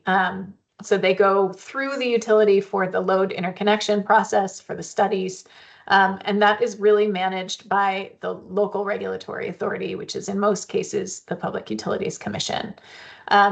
Those utility load forecasts and interconnection studies are then incorporated into the CEC's statewide demand forecast, which then gets studied and modeled in the Public Utilities Commission's planning process for generation and storage, and then into the ISO's transmission planning process. And we at the ISO manage the interconnection process on the generation and storage side, but not on the load side.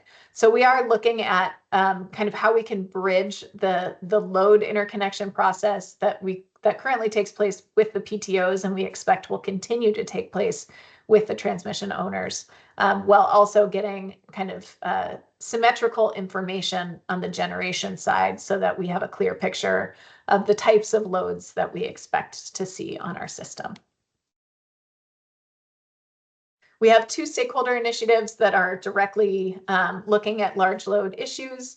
The most obvious one is our large load stakeholder initiative, which describes, as I said, the roles and responsibilities not only of the ISO, but of the participating transmission owners as well when it comes to planning and interconnection, transmission service, cost allocation, and any technical and operational requirements.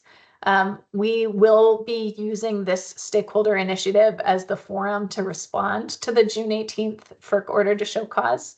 So we'll have an expedited timeline for this. We'll have to wrap that up by mid-November under FERC's direction. So we will be putting out some papers and some additional information on these topics in the next several weeks. And then we also have the Demand and Distributed Energy Market Integration Stakeholder Initiative, which looks at market participation rules and design issues around large loads, and as well as demand response programs.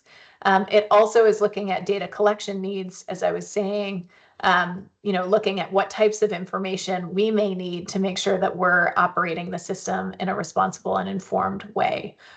So both of those I highly recommend participation in or tuning in to see what comes out of those stakeholder initiatives.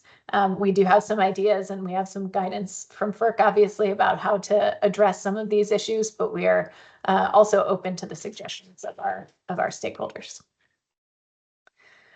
And then I'll just touch on the FERC order to show cause, which I've already mentioned, but it did on June 18th order 6 different orders that are very similar to each of the regional grid operators under FERC's jurisdiction.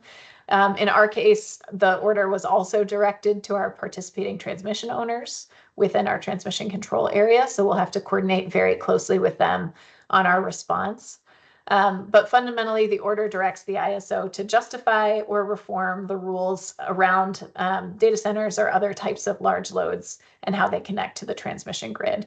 So the first requirement of this order was for the ISO to submit a report on resource efficiency, and we did that on Monday of this week. So that report is linked here in these slides, and it covers a lot of the information I shared earlier, just in terms of our ability to plan for these large loads proactively and bring sufficient resources online. But we recognize that we are going to have to make some changes to our processes as the market and the landscape evolves. So we will then justify why our current tariffs either remain just and reasonable or require some updates and changes. And we'll be doing that in the course of the next 120 days or less for the stakeholder process and the 205 filing with FERC. The order requires kind of consideration of 5 different topic areas. We have to develop efficient transmission service application and study processes.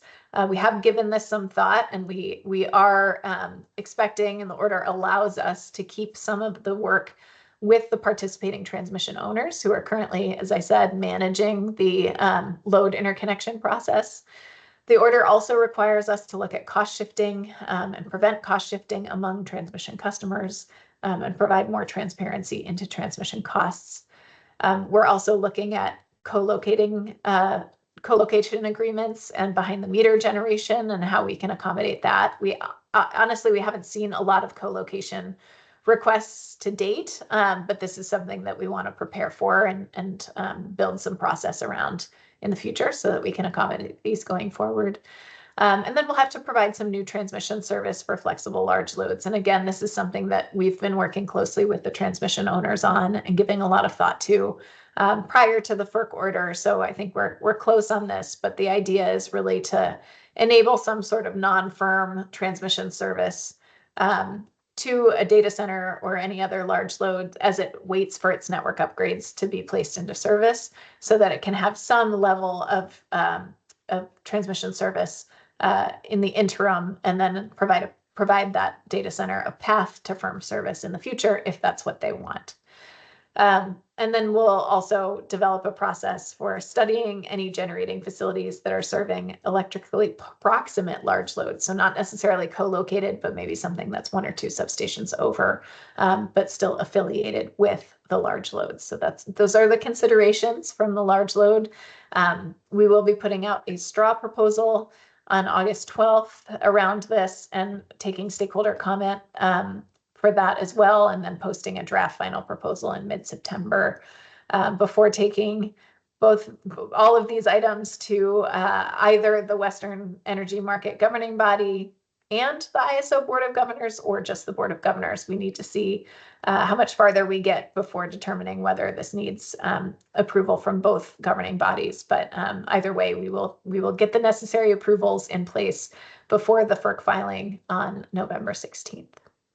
And that's all I have for today. Happy to take any questions. We are thinking about how some of these changes might apply in a broader market footprint. So looking forward to hearing some of your interests. Thank you so much, Ms. Mills. Really, really appreciate the time. Assemblyman DeLong has a question. Thank you. Yeah, with regards to your planned or expected new need for new transmission and generation, what's the breakdown of that happening within the ISO territory or imported? It's a great question.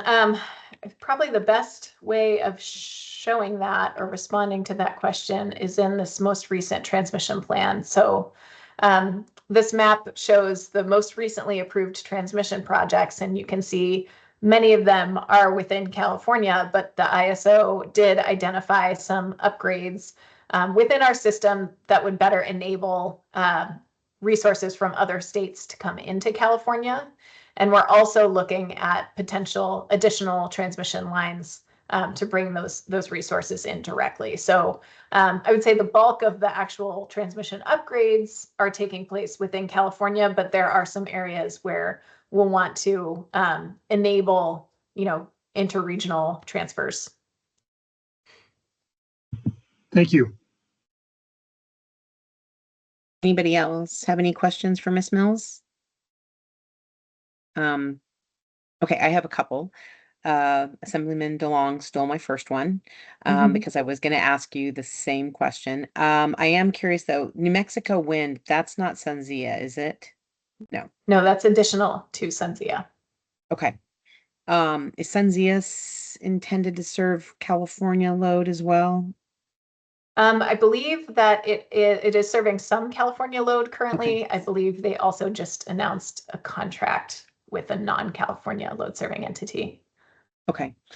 That was just kind of prurient curiosity because I couldn't remember what the intent was for Sensia. So, because we're supposed to be sort of focusing on economic development, and I don't know if you'll have an answer for this, but wrapping all this great work up, how do you all at the CAISO, because I recognize you're not an economic development arm, right? You're there to serve the businesses, make sure that there's power, there's adequate resources, all of that for all of the consumers in California and in your extended day ahead market and in your real-time market. So how do you look at this work and the need for both, increased transmission that you guys coordinate, as well as potentially increased capacity?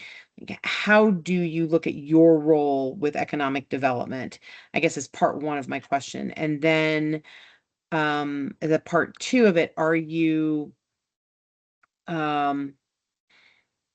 planning ahead for further participation or further service of your members of EDAM in terms of transmission and capacity and that kind of thing? And then I think I'm going to try to better formulate my third question while you're talking. So,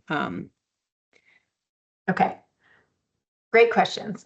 So as a transmission provider, the ISO's focus on economic development it's more directly linked than you might think, and than I may have talked about, right? I mean, as a transmission provider and as an ISO, our mandate is to provide reliable service to the entire system that we operate. And so that is regardless of whether load growth was anticipated or not.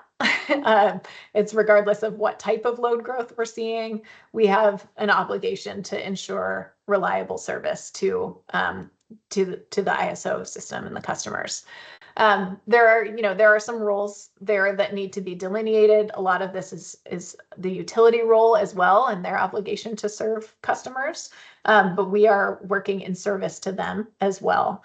So we take the reliability component of this most seriously, that we have to ensure that we have sufficient generation on the system, sufficient resources on the system to meet demand at any given time. So we're very closely tracking any impacts of these new types of large loads on reliability and on system need and on resource adequacy. So our goal isn't necessarily economic development, but I think if we fail in any way, there is a impact to economic development. So we realize that there's some responsibility there to make sure that we're providing the service so that we can enable economic growth in California. We want to see the Silicon Valley to continue to flourish, and we want to enable the types of economic growth that we see in California and the West and Nevada as well. So it is linked, even though we are not an economic development organization. So hopefully that answers your first question. In terms of planning for additional services for EDAM members, that is something that we are looking at in the Demand and Distributed Energy Management Integration Stakeholder Initiative. Right now, the FERC order to show cause is a little more focused on processes within the ISO system as a transmission provider. And as we transition, into EDAM and more members come into EDAM, there's going to be more delineation necessary there where, the ISO is not going to be providing transmission service to other EDAM members, but there may be some market mechanisms and market policies that can assist in serving these large loads. So that is something that we are looking at through our Demand and Distributed Energy Management Integration Stakeholder Initiative. Okay. And then my last question is I know that you, and again, if you're not the expert on this or don't feel comfortable, I totally understand. But CAISO has been, I know, working a lot with the Pathways Initiative. And as you look at that continued development as a potential model for some regional coordination and participation across a lot of the West, what are the lessons or the work or the models that maybe CAISO has developed that are instructive for the best build out of pathways, that maybe that you could share with us again as we look to make recommendations to the governor and the legislature? Yeah, great question again. I am probably not the right person to be responding to that, but I will say, because I work on more of the infrastructure side, more of my focus is on the transmission planning and interconnection side, which are more isolated within the ISO balancing area right now, or within the ISO grid planning area.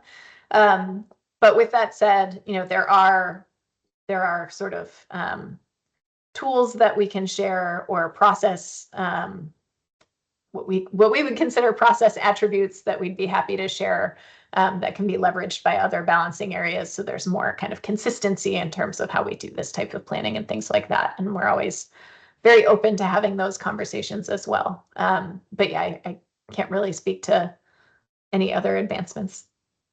No, that's great, and certainly gives us a potential topic for future calls with other folks in the CAISO. And okay, anybody else have any other questions for Ms. Mills?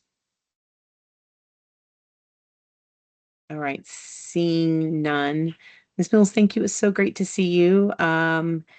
And really appreciate the input and the expertise. And we'll look forward to continuing the conversation with CAISO and the work you do. And have a wonderful rest of your week. Thank you very much, Chair Taylor. You too. Appreciate the opportunity. Yeah, absolutely. Thanks. And then our last presenter today, let me just double check who is on board. We are going to have representatives from Grid Alliance present. I know we had a little bit of a switch up in who was presenting. So here I'm on. I don't know if you can hear me. This is Jamie Hoffman. Hi. Oh, great. Jamie Okay. Hoffman. I serve as operating company president of Grid Alliance West. So I have a couple colleagues with me to chime in. Jordan White, who's an executive director of Grid Alliance, and Kent Heiss, project director for us. So if y'all can see my screen, happy to jump in. Again, we really appreciate the opportunity to speak at this event. I know you guys have had the slides, but largely we would give an overview and background on Grid Alliance West, our current efforts, talk a little bit on the large load topic, since I think that is pretty top of mind for folks, as well as the economic development associated with our projects, and really what's next for Grid Alliance West in Nevada. Happy to take any questions in the middle of this. This is meant to be interactive.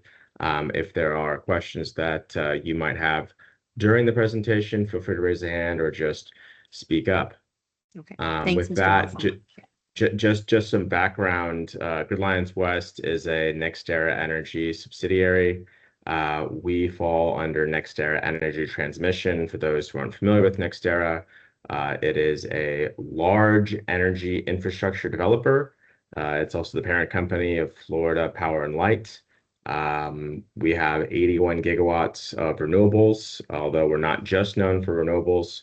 We also have transmission. So our transmission portfolio spans in every major market. We're really proud of the work that we have in the West, though, which I'm responsible for.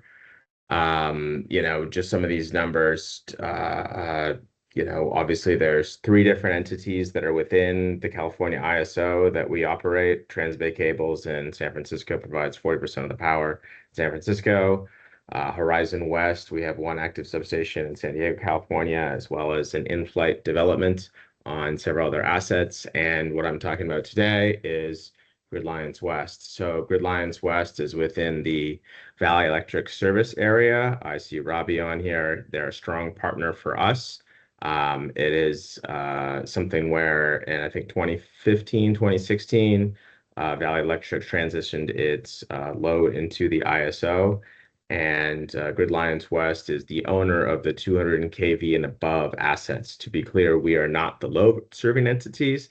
That is Robbie and his team. And as part of our transaction relationship with VEA, they're actually the operators of our assets. So we were purely the transmission owner, wires only.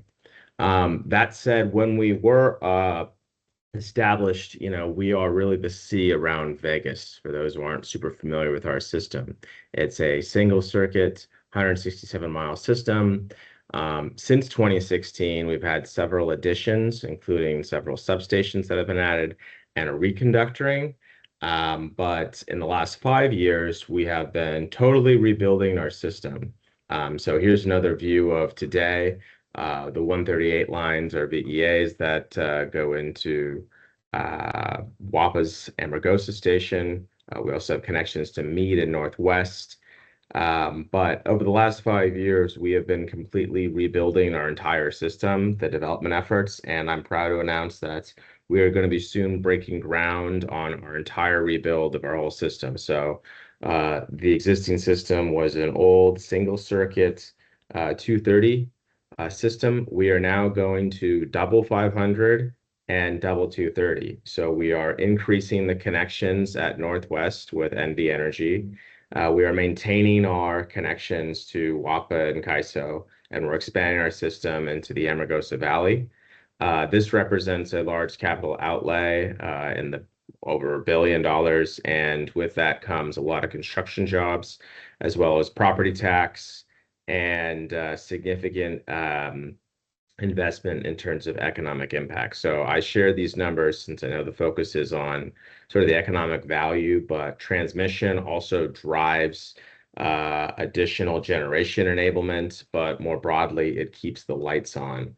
And those who are not super familiar with our system, the connection points to various other NV Energy buses do help local grid reliability and then enable a lot more generation to come online as well as load. So that's something that we're really proud of along with this project. We're forecasted to be online in 2028.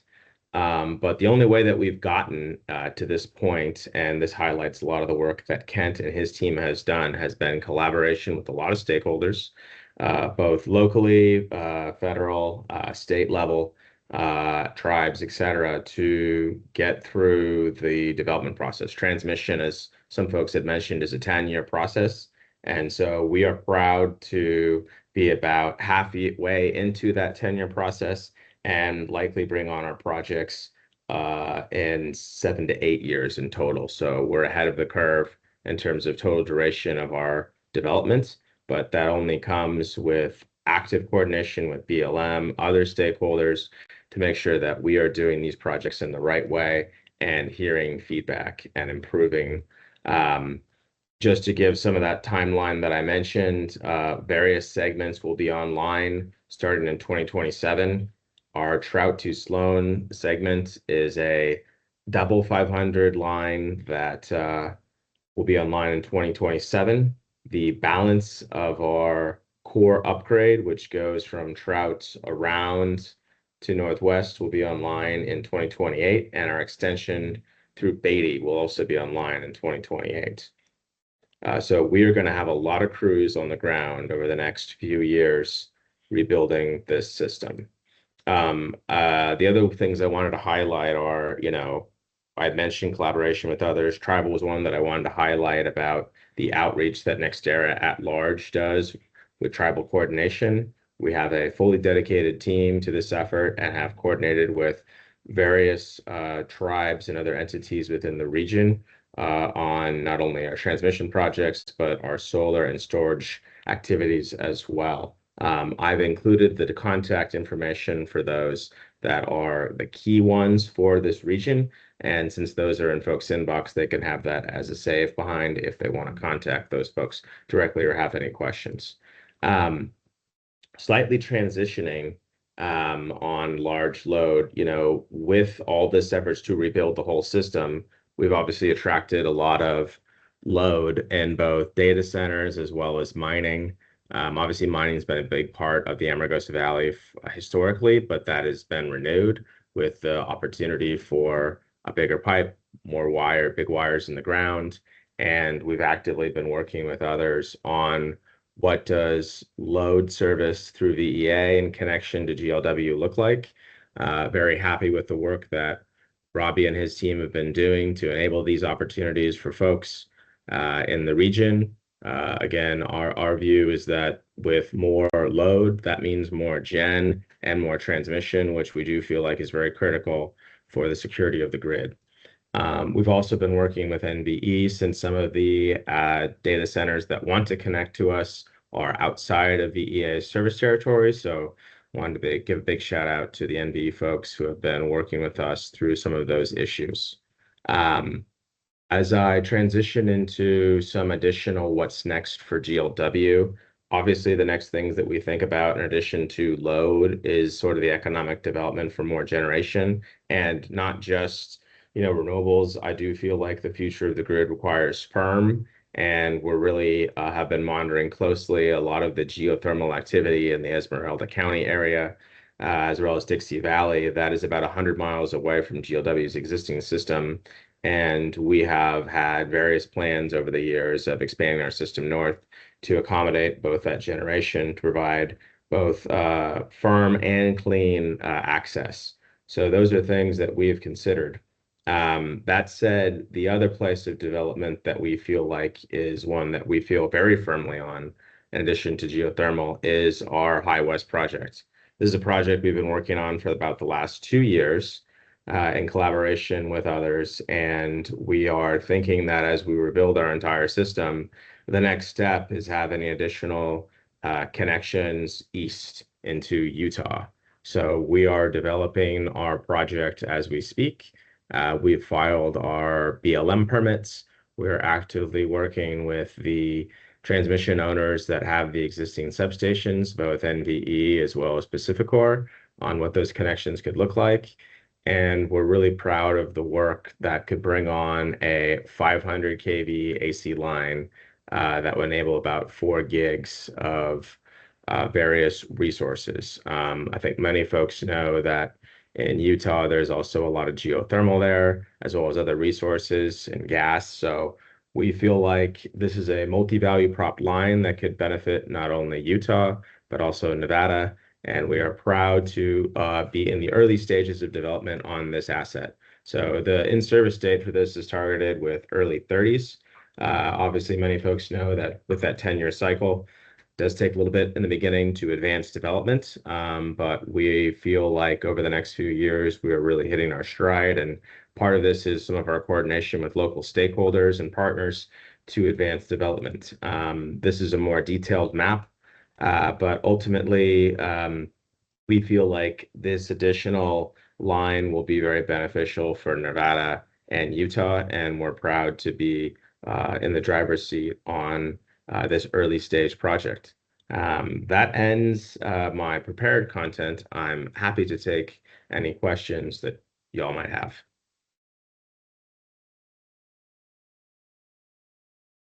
Anybody on the task force have any questions? Okay. Leslie. I'm sorry, yes. Will we be able to get a copy of this slide deck too? I believe it's in folks' inboxes already. Yes, it was part of what went out from Miss Powell a little earlier. It's just not, it doesn't say like next year. It's the GLW transmission. Oh, got it. The Grid Alliance. Okay, I got it. I apologize. Thank you. No worries. Okay. Anybody else have any questions? I have a couple questions. Sure. First, again, thank you guys so much to the Grid Lions NextEra team for coming in and speaking with us. The Grid Lions line out there at Valley Electric has been a big piece of the talking points of Nevada's energy landscape, energy future, and so really appreciate a lot of the innovations that Valley Electric has brought forward for Nevada's energy future. Appreciate the overview on all of the work and the stakeholder engagement. I guess a question I have that's specific is if you know, what is the expected increase in capacity from your rebuild? And is that it just remind me, is subscription on that line right now, is it serving California and CAISO loads, or is it also serving Nevada loads? So there's a few parts in there, and I might It is, tag sure. Kent Heiss as well. But few things. We are currently a very low rated lines. Like these are very old facilities. We're increasing the capacity. I think there's about 11 gigs of enablement that allows new generation online. Obviously, that's going to increase with data centers, but the capacity of each conductor of 500 is about 4 gigawatts, and we have double 500 from Trout to Sloan. In terms of service, Kent, maybe you could touch on this briefly. I think the benefit that most folks realize is that the electrons are created in Nevada and electricity flows like water. And it's like when you go to a Costco, you don't want to get in a super long line. You're going on the shortest line. So our connections to both Northwest and the transformation that we have in connection with VEA's existing system will be stronger as a result of this project. I don't know if Kent, if you had other thoughts you wanted to share on this topic. Yeah, I would just mention, I believe we had calculated that up to a gig of capacity to go into NV Energy system in the Las Vegas bulk grid, on top of any CAISO direct injection for their load needs. So a little bit of a balance there between both systems. Yeah, and I think you had said, is it fully subscribed? We're bringing on several gigs of resources along with our site in 2028. I think we have more room on the lines to date. Obviously, the ISO has other plans that Danielle had mentioned about export from this region. That is the Trout-Lugo line, which the ISO board approved in May. But there is additional opportunity for more growth within this region as a result of some of the broader on-system upgrades that both NVE and the ISO is doing. So we're really excited about the continued build out of this system. Okay, great. Assemblyman. Thank you. Thanks for the presentation. What is your current and future source of generation? On the system? On the system, yes. So I might have to punt to others, but it's a mix, right? That's on the existing system. There is some renewable solar on the grid today in the Pahrump area, as well as farther up the system. We also have Valley's connection to Meade for preference power from Hoover. The other operational elements of VEA's lines, I might have to defer to others to comment on, but it's a mix right now. Again, it's a very low rated system, so there's not much in way of generation, but I'm going to have to defer to others on the specifics. Yeah, that's why I included future, because obviously you're planning on upgrading the capacity. Just wondering where that power is going to be coming from, and sure, yeah, where it's going. Sure. So maybe I can speak to the future a little bit about what's in the queue for us. A lot's in the Pahrump area, and we have resources trying to connect all over our system. Near Innovation, there are a few projects that are going to come online, and in the Amargosa Valley near Lathrop and Valley Switch, there's a lot of generation coming on. That's primarily solar and storage. We also have storage assets coming online in the Boulder Canyon, Sloan area in 2029. So there's a couple main pockets of gen that's coming in the future, but we're anticipating a lot more. As Danielle Mills had said, the ISO's Cluster 16 process is opening in the fall, and we're anticipating pretty significant commercial interest in continued interconnection in the system. Thank you. Thanks, Assemblyman. Just as a follow-up then on that, since you're looking to the CAISO Cluster 16 process for some of that generation for future generation, and again, sorry if you kind of already answered this in my prior question, would you expect that future generation that you're discussing in sort of in Lathrop and Boulder Sloan and that might go in through the Cluster 16 process, is that expected to serve NVE load, CAISO load, be part of the either real-time market or the day-ahead market? Like, how do you envision that load getting distributed? I don't know if I'm the right person to answer that question. I can give some high-level thoughts. As far as the mechanics of the day-ahead market, that's a little beyond my technical knowledge, but just so you're aware, Grid Alliance West and VEA is under the ISO grid control. So the only way to connect to our system is through the CAISO process. That said, as Kent kind of mentioned, this new increase creates additional transfer capacity and more megawatts going online to the bulk NVE system. So it's a mix, really. It depends on where the outlets are. Again, we have the benefit of having multiple strong connections to a couple different areas outside of our system, including CAISO. So this is the beauty of having a connected grid, and that you get a lot of local benefit. Again, as we bring more stuff online, we've built the freeway of power. More cars and electrons can get on that and go to these places. And that's what we're anticipating with the new build out, is that that 1 gigawatt is sort of the capacity, but with other load coming on locally, more can be distributed and be staying within Nevada grid. Okay, no, that overview is great. Thank you very much. Anyone else have any questions? Or if the Grid Alliance team has any other comments? Just to thank you, we really appreciate the opportunity to present, and we're always happy to join these and see the progress y'all are making. And we appreciate, excuse him, sorry about that. We very much appreciate your time and expertise, and we'll definitely look forward to continuing the conversation since it is an important part of Nevada's transmission system. So thanks, guys, and have a great rest of your week. Thanks, Director. Okay, so that wraps up our presentation. Our presentations for the day. We have a couple other items on the agenda. The first one was setting up our next meeting date.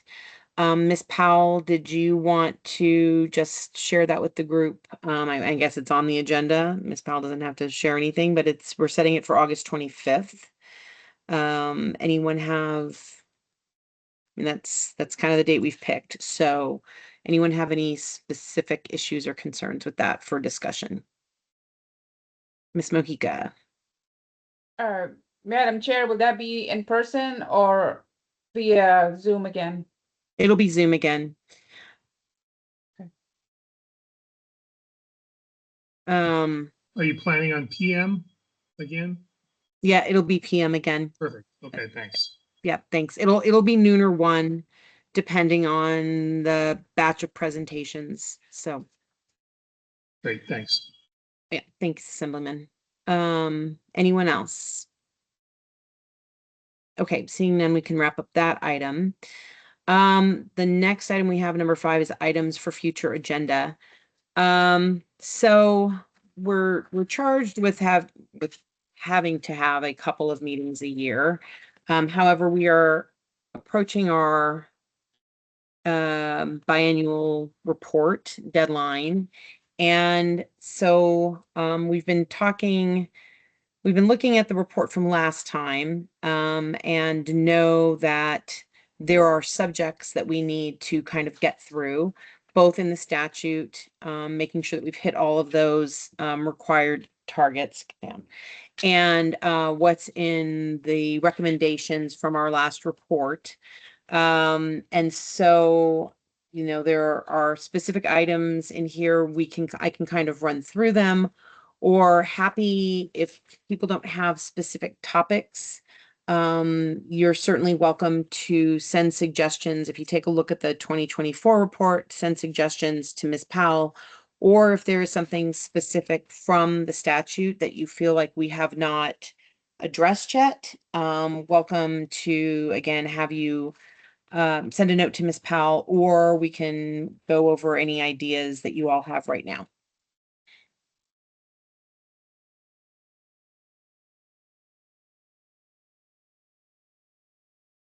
I do know, looking ahead, we have a couple of items that I know we haven't really hit from the recommendations. Let me just scan through this real quickly. There's some questions on data and making sure that appropriate data is being shared to sort of from across like NV Energy and the PUCN and GOED to make sure that information is available for development. We can look back at grid enhancing technologies, as we had a recommendation about supporting policies that could result in greater use of GETS. This has been a subject of discussion for quite a bit. The crafting of a statewide transmission plan that would build out on the 2012 Transmission Initiative Routing Study and look at partnerships with other ISOs, RTOs, or reliability planning organizations. Certainly, we know that there is a Western Governors Association initiative on transmission that could be a space to build that out, but that was one of the recommendations. We've heard from transmission development authorities, but we have not heard from other states' transmission siting authorities. And with Mr. Elisagi mentioning that siting and permitting is one of the largest challenges, that's probably something that needs to be on the table to at least provide some information for all of us. And let's see what else. We've got some very specific call outs in terms of economic benefits regarding a Western market, including things like small scale customer owned resources and how those aggregators could bid into a centralized wholesale market, the potential for demand response aggregators to bid into a centralized market, central roles the utilities play in planning and integrating distributed energy resources for system needs, although I feel like we have kind of covered that with Mr. Elisagi a little bit today. And then talking about some additional considerations for tax revenue, concerns with our counties, and then still some items left over from 2022 that we can examine. I definitely think that we will have in August an update from Pathways, and possibly having them talk about some of those issues. So that's just kind of me throwing some ideas out there. Assemblyman DeLong. So, and you guys may have covered this before I got appointed to the task force, but as it relates to transmission siting, including the BLM and Forest Service processes, and I'll use in quotes restrictions, I think that would be good for the task group to hear from them about that. Okay. Yes, and I actually think there is a specific call out on here. Yeah. So that is one of the very that was the second bullet point on the 2024 report was continue to, it's not exactly how you framed it, but it says Nevada should continue to strengthen its relationship and collaboration with the BLM in conjunction with the Sagebrush Ecosystem Council and relevant state and local agencies to support opportunities to streamline permitting and siting of transmission and distribution power lines on federal lands. But we can kind of broaden that. Yeah, no, you're getting to the issue I was getting at, which is BLM restrictions, particularly in the north of the state, as it relates to sage grouse, but also what the state system, which is the Ecosystem Council, what financial obligations it puts in place to deal with transmission. Okay. Okay, great. All right. Anybody else have any thoughts or ideas? And again, open forum, and also you're welcome to just send any ideas out to Ms. Powell, and we can work on building those into future meetings. Okay. Chair, Jimmy Hum, GOE, happy to continue to develop those with you as well. Heard the assembly members' requests, and we've already reached out to the Sagebrush Council, so we'll continue to work on those issues and bring forth additional ones for discussion when we come back in August. Make better or make good use of everyone's time. So happy to continue to help you on that, Chair. Thank you. When I said we, I kind of that was implied that it would be GOE and me. It was not just, yeah. So thank you, Director. Appreciate all of the work that you and your team do on this. So anyone else? Okay. If not, I'll close that discussion agenda item, and we'll hand it back over to Ms. Powell for our second round of public comment. Right. If you would like to provide public comment and you've joined us by telephone, dial *9 to raise your hand. And if you've joined via Teams, please use the raise hand icon to let us know that you would like to provide public comment.